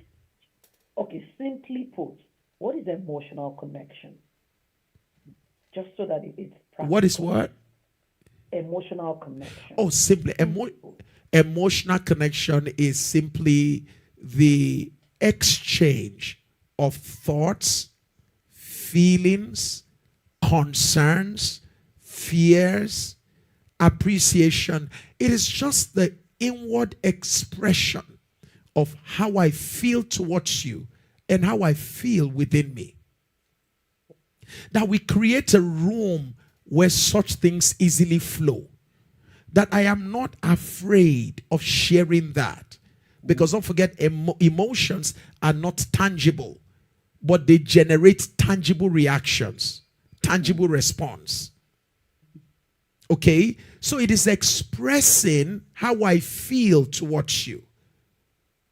That is why negative emotions they are expressed through anger, through bitterness, through resentment, and of course, that reaction creates a toxic environment.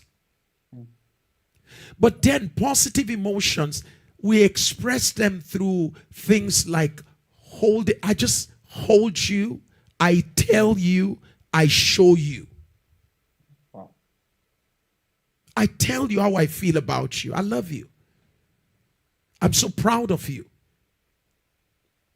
I want you. I need you. For those who are married, that's when we're like, sweetheart, look, I need you tonight. That's when I spread my hands to hold you. It's the expression of how I feel. And the beautiful thing is that you create the environment for that to flourish. So there's connection, emotional connection. I can express how I feel, how I think, how I perceive you. What are my concerns, my fears, my worries? I can tell that to you without the fear of being reprimanded. Oh. There are men who are with their wives. They dare not. Oh Lord. They dare not. He may even, that's why you see some men, they wait until their wives are asleep. Wow. Oh yes. I deal with that a lot. Men will come and tell me, say, Pastor, the only time when I can approach her is when she's falling asleep or when she's already asleep. Say, because Pastor, if she look at you, and, if you come from Africa, those of you who are from Africa, our parents don't have to talk. Just one look will redefine you. Just one look will redirect you. And there are women who have learned that from their parents. So they don't have to say so much, but they just look at you and it says much more. And there are men like that too. Body gestures and postures. We use them to communicate rejection to our partners. So I inhibit her, I hinder her from trying to express herself. When she thinks about what she will suffer if she expresses herself, she will hold back. And that's how gradually connections begin to die. And instead of that positive emotions, instead of that positive connection, now what we're going to start having is negative emotions finding expression in the relation. Because I'm already bottling up pain, anger, coming from rejection. The next thing is I'm going to start. We'll just take it in a very hostile way. Okay? Thank you so much. And who is on the line? Sharon? Go ahead. I see your video is on. Let me allow you ask your question. You're welcome, ma'am.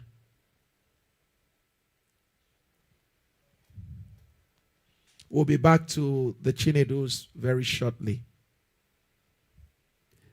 Can we have Sharon?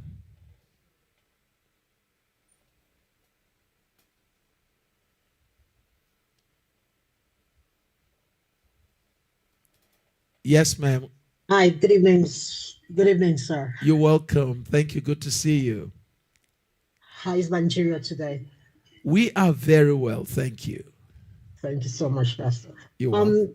I just wanted to find out. Recently, I was talking with some set of people, and what they seems to be saying. For example, one of them came to me, spoke to me concerning a friend of his who was introduced to a lady and instantly the lady began to tell him that now that they are introduced and they're dating or stuff, he has to start taking care of her. Huh? So I was like, taking care of her in what ways? So that means he has to start paying her bills, ensuring that she's okay, and many other things that comes along in a relationship. And I just want to find out your take on this. When some, I know it's good to be liberal when you are dating someone, but is it a must that a man, because he's dating the lady now, should now start taking care of the lady in a way that they're not yet married, they're not yet connected in that way, for the man to be, for the lady to become his full responsibility? Because this is actually stressing the young guy out, and he really likes the lady, but this is a problem and he doesn't know what to do. And I, for one, have told him my own stance on this. He doesn't really need to do it because there's no commitment to that stuff. So I don't know your take on that, sir. I mean, you gave him the best answer. Let me say, I mean, you did a better job. I'm not sure I would have done a better job than you did. So you've acted like a very professional relationship coach. And the key word that we needed to get is the last word, one of the last two words you used. When you use the word commitment, it is commitment that leads to responsibility. I can't start taking responsibility for you when I am not committed fully to be your husband. There's nothing wrong with expressing generosity. That is from free will. But I'm not going to be taking on the responsibility for your life. Because again, that should be a trigger to the young man, a red flag to say, what have you been doing with your life before you met me? Because yes, you don't need a life partner if you don't have a life. Yeah. So do you have a life? What have you been doing with your life? Okay, you want me to be your life partner, but do you have a life? And if your life, I want to even see what your life looked like. And if that life is a life filled with indebtedness, you can't pay your bills, you've not been able to manage your finances, people are pursuing you all over the place, you have a financial mess. Okay, that gives me a sneak preview of who I am bringing into my life. And what God promised me is that two are better than one. If one fall, the other shall lift him up. Question is, this kind of person, if I fall, how can you lift me up? Yeah. So it's very critical to examine this lady carefully for her to be placing a demand. Honestly, it betrays the sense of dignity that a lady comes into relationship with.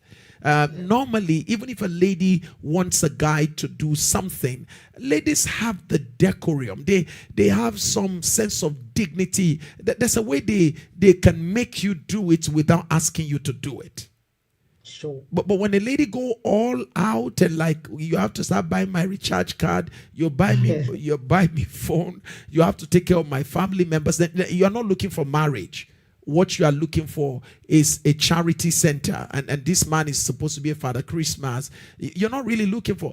In actual fact, the man should question, what kind of love is this that is already driven by needs? I really care for the young man. I'm concerned for him, and the lady too.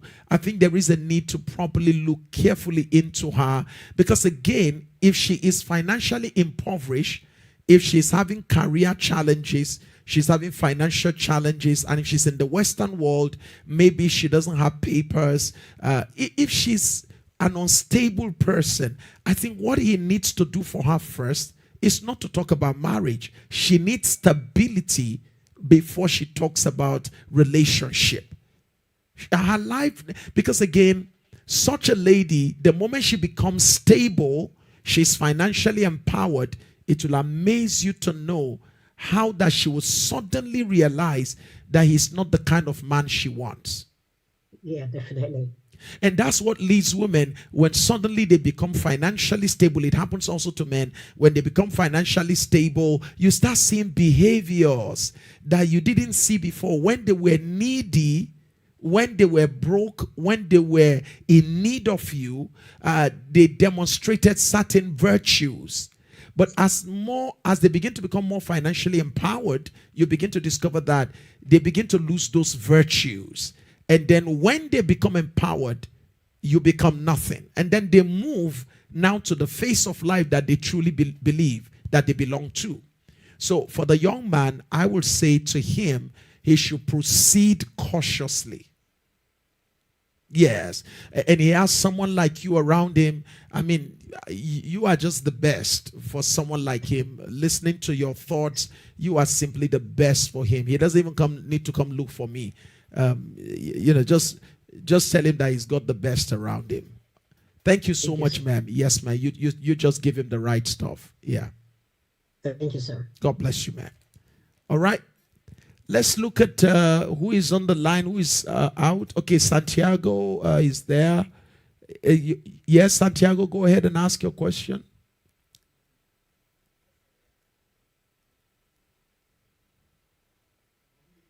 Is he asking a question or he just on mute? You are not muted. You are muted.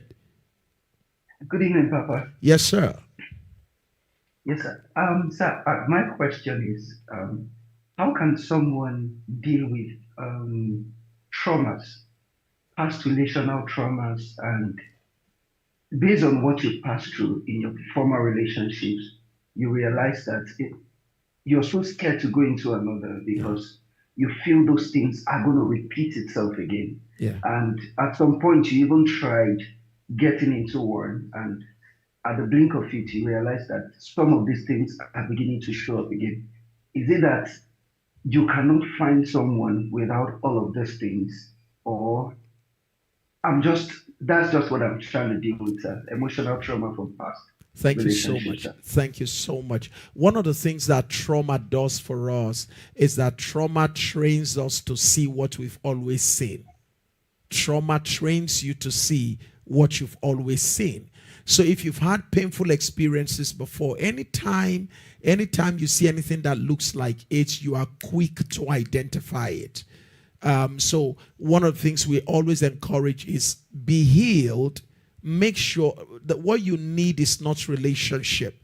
What you need is to look for a professional, someone who is a good therapist, a counselor, someone who can work with you and take you through the process, helping you to find healing. So I will say, normally, this is not the time to look for who to relate with. This is the time to become whole. Because again, when you become better, your choices become better. But when you're going through a season of trauma, it can affect the quality of choices you make. Yes. So people make poor choices, poor judgments in terms of who to settle with when they are going through trauma. So it's always good to come out of the traumatic season, the traumatic phase, come out of it so that you can be able to make the best of judgments. So my counsel to you is try to make sure you find a therapist, find someone who's a good counselor, a good coach, someone you can sit down with and talk through life's issues with. And so that eventually you find healing and you're able to look at life differently. And then you are able to look at yourself differently and know that what happened to me does not define who I am. And what happened to me will not dictate who I will choose to be my life partner. I deserve much more than what I experienced growing up. So dealing with trauma positions you to enjoy the best in your future. Otherwise, trauma can color your perspective, trauma can affect your perception, and it can lead you right back into a relationship that will just make you say, I fell into it again. And that's something you don't want to experience. So be healed of it. Make sure that you're totally free from what happened to you in the past so that you can make wise decisions as you move towards your future. So focus on healing, not relationship. All right. Thank you so much. God bless you, sir. All right. Who is on the line? Timmy Tokwe.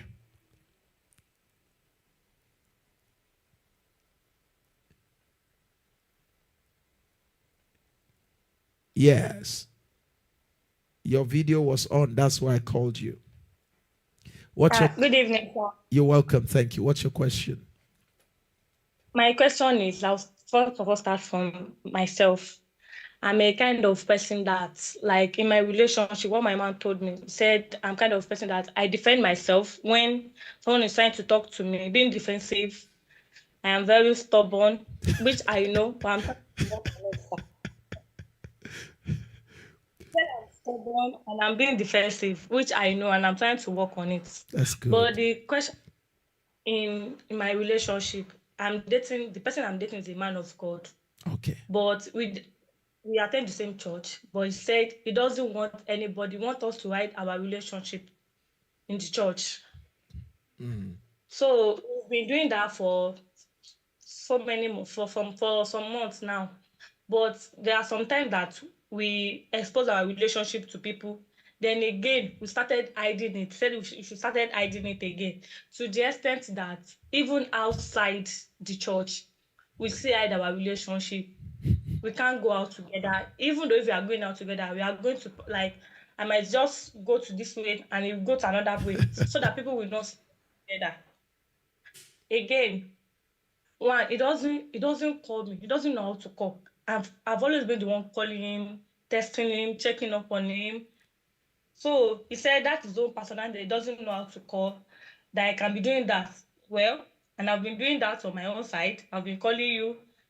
I've been supportive with the little I can do. It's not like I have much, but with the little one I can do, I support him with the little one I can do. I pray for him.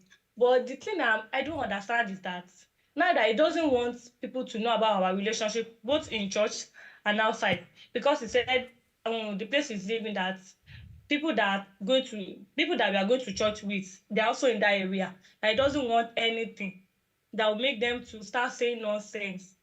But the one that now scared me, sir, is, so he said his shepherd asked him that, are we in a relationship? He said, we are no more in a relationship again. And we both know that we are still in a relationship. So I now ask him, what if the shepherd now ask him to carry Bible and swear that are we truly not in a relationship? He said he's going to swear, which I'm very scared of. Like, what kind of relationship is that? We both know that we are in a relationship, we are just hiding it from people. But the fact that you say you carry Bible and still swear, sir, it got me worried. You should be worried. So you have one of the things that I love about you is that you're a very, very open person, because What I'm worried about is, are you in a relationship because you are the one calling, you are the one reaching out, you are the one that is also expected to hide it. I mean, I am worried. Yes. And I love the fact that one of the things I love about you was the fact that he said you are stubborn, and you are not a stubborn person. Is that okay? You are just somebody who is different. You have a way of addressing issues. You just need to improve in the way you perhaps maybe respond. Is that okay? So just improve. Don't put that label on yourself that you are stubborn. You are not. You are just somebody who is different, and you have a way of dealing with things. The only thing is that you need to improve. Is that okay? Now, but please, when you are in a relationship with if it is a relationship, the first key to having a successful relationship as a Christian is for you to let your parents be aware. Your parents, he must come as a woman. You deserve the respect. Not after months. The first week, if you accept him and he says maybe he doesn't even want his pastor to know yet, your parents must see him. It was the very night Rebecca met the servant of Abraham. When they came to meet her by the way, that very day she took them home to go and see her parents. So it is very important, number one, that he gets to meet your parents. You have to put your feet on the ground and say, sorry, I love you, I appreciate you, but I can't do a relationship that does not have the blessing of my parents and does not have the blessing of my pastor. I'm a woman under authority. So since you are interested in me, please, I request that you come and see my parents. And there's a way we do it in Africa. His own family must come with him. He can't carry himself and just come like Melchizedek, who has no father or mother. He has to come and come there with, even if he's holding his Bible as a pastor, it doesn't matter. When he's coming for a wife, he's coming for a wife. He's not coming for evangelism. So he needs to come to your father's house. He needs to come and pay respect. He needs to show you that he honors and he values you. That you are not just a woman on the street. He should come to your house. Number two, you will let him know that it is dangerous for us to be in relationship without the blessing of our pastor, our covering. We need the blessing of our pastor. Our pastor needs to know. Even if we're not going to make it open to church members, we need our pastor to know, so that if there are counseling moments, and at the same time, we need, if you truly want to marry me, we need to also be registered with the church premarital counseling group. Is this an open-ended relationship? Is this a relationship with no end? When are we getting married? And if we have a date for marriage, question, have we committed ourselves to the premarital for them to start working on us? I think the signs I'm seeing, unfortunately, for anybody to be isolating you, is in relationship with you but doesn't want people to know about it. Unfortunately, that is not a good sign. It's what people who intend to do some, particularly those who are abusive people isolate. I'm not saying that's what he wants to do. Please. He doesn't want me to associate myself with other people in church. He want me to always be sitting alone. I should not talk to anybody. I should just be alone without talking to anybody. No. That's... I'm into catering job, baking, also a marketer in a microfinance bank. There's no way I won't talk to people, because that's the only way I can see customer. And I'm a kind of person that I don't go out from church to my house, from work. That's the three places I spent my life. So there's no way I will even see people outside, because I don't talk to people. But in the church, that's where I am almost, that's where I've always been. He doesn't want to talk to anybody. No. He doesn't want to see me anybody. I'm sorry, sweetheart. Let me be very honest with you. That And how long have you been in a relationship now? 1 year and 5 months. Eh?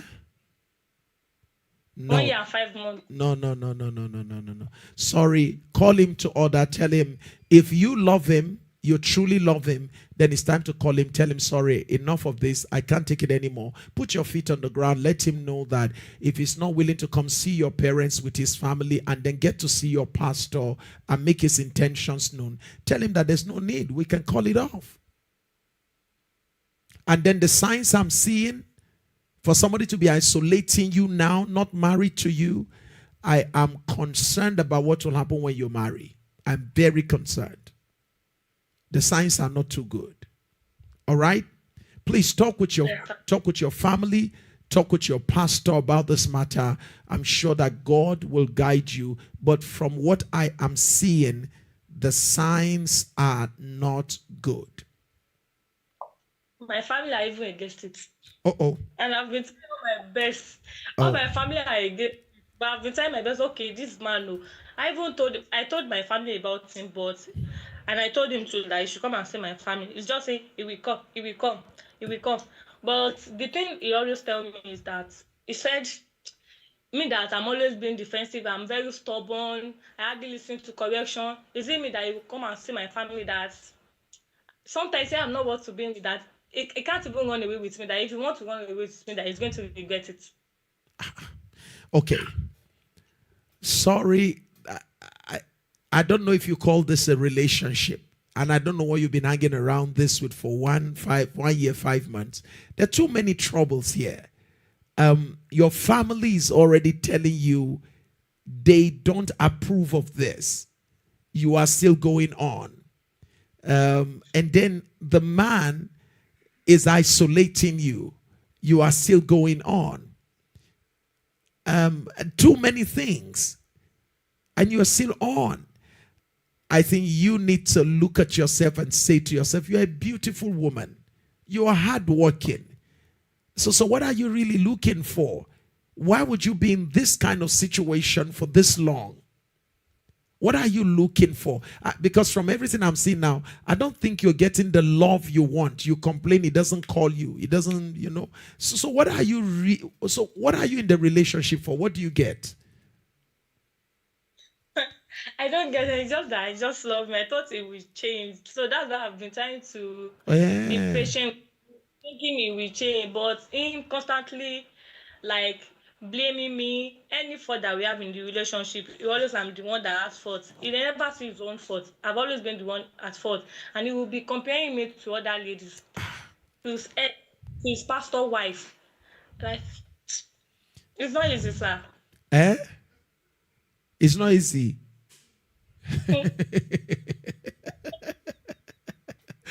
So, I'm glad that you came to you're not married though. Yes. Sweetheart, you are not married and it's not easy.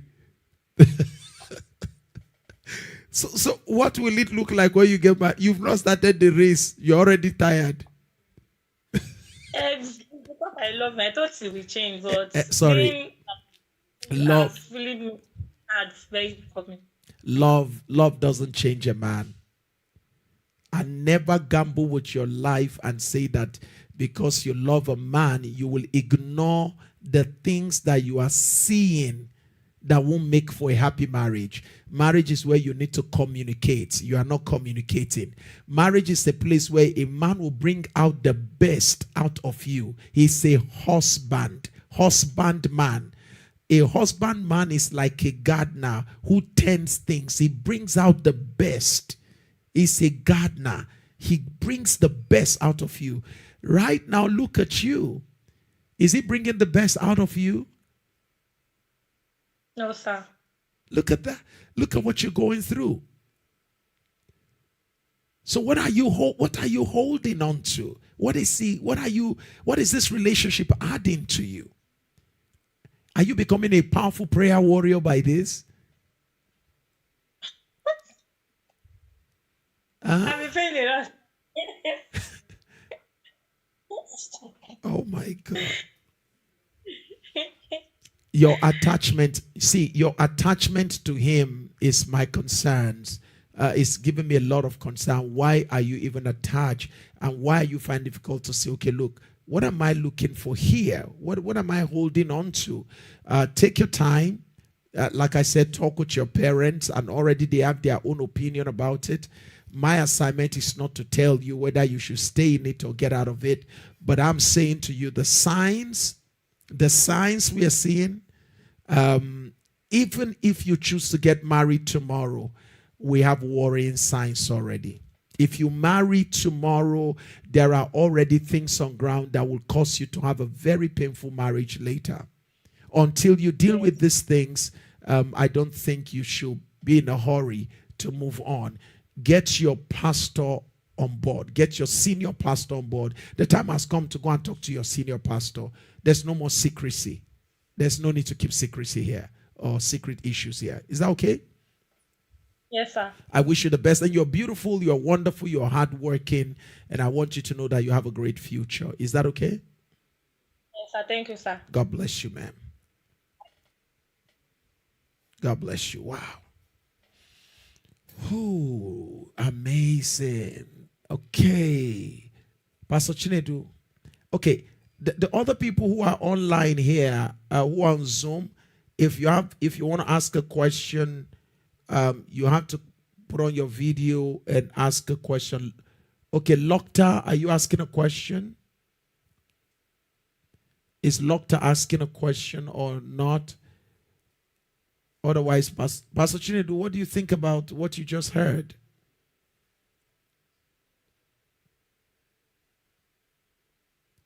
Papa, is it interesting? We're just listening, and then my wife and I have been having conversations here. It's really interesting how our generation find themselves hooked up and really find it difficult to disentangle from a relationship that's obviously going nowhere. And it worries us. And Papa, we see this in a lot much more with younger persons who we mentor. There's no way forward, and yet you're not sure whether you should go back or just detangle from the relationship. I think it has a lot to do with self-confidence and just believing in themselves. Wow. But Papa, because of our time, I'll just go. Papa, if I can lend to that, I think somehow I would say I see myself not the full picture of what our reality is, but most women already in marriage didn't know or see this. It wasn't that big. It has very obvious because maybe because of our personality, but for other personalities who are very extroverted, you might not know that you're having similar issues that it looks like she's having. I see from the feminine side, I see a lady whose attachment style is quite anxious, not because and she doesn't know, and that could be backdated to trauma, right? The need for love, the need for validation. I was more extroverted, but I didn't know that there was that part of me battling somewhere. Marriage only amplified it. And I'm the first female child, and I was everywhere. Mommy was not around growing up. I was always wanting to make everybody pleased.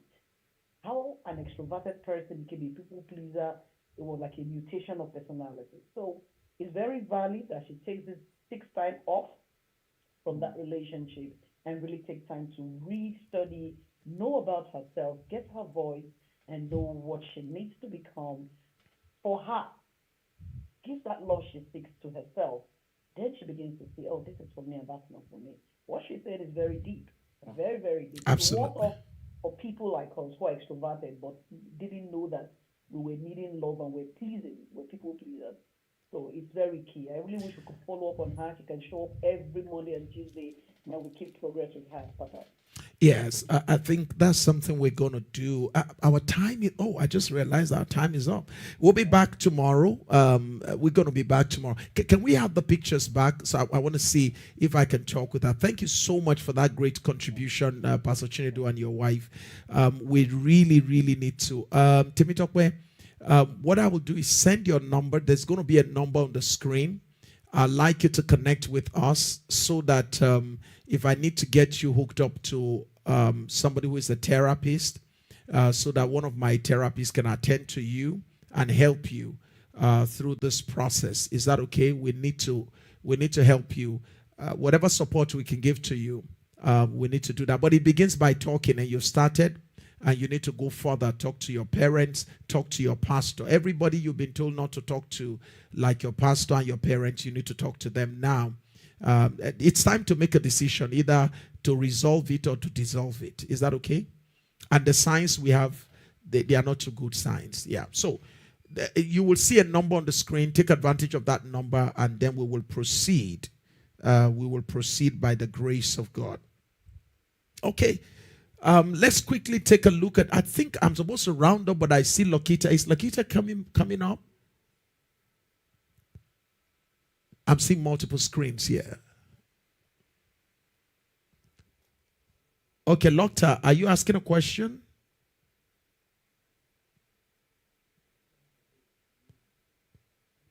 Are you asking, unmute yourself, unmute.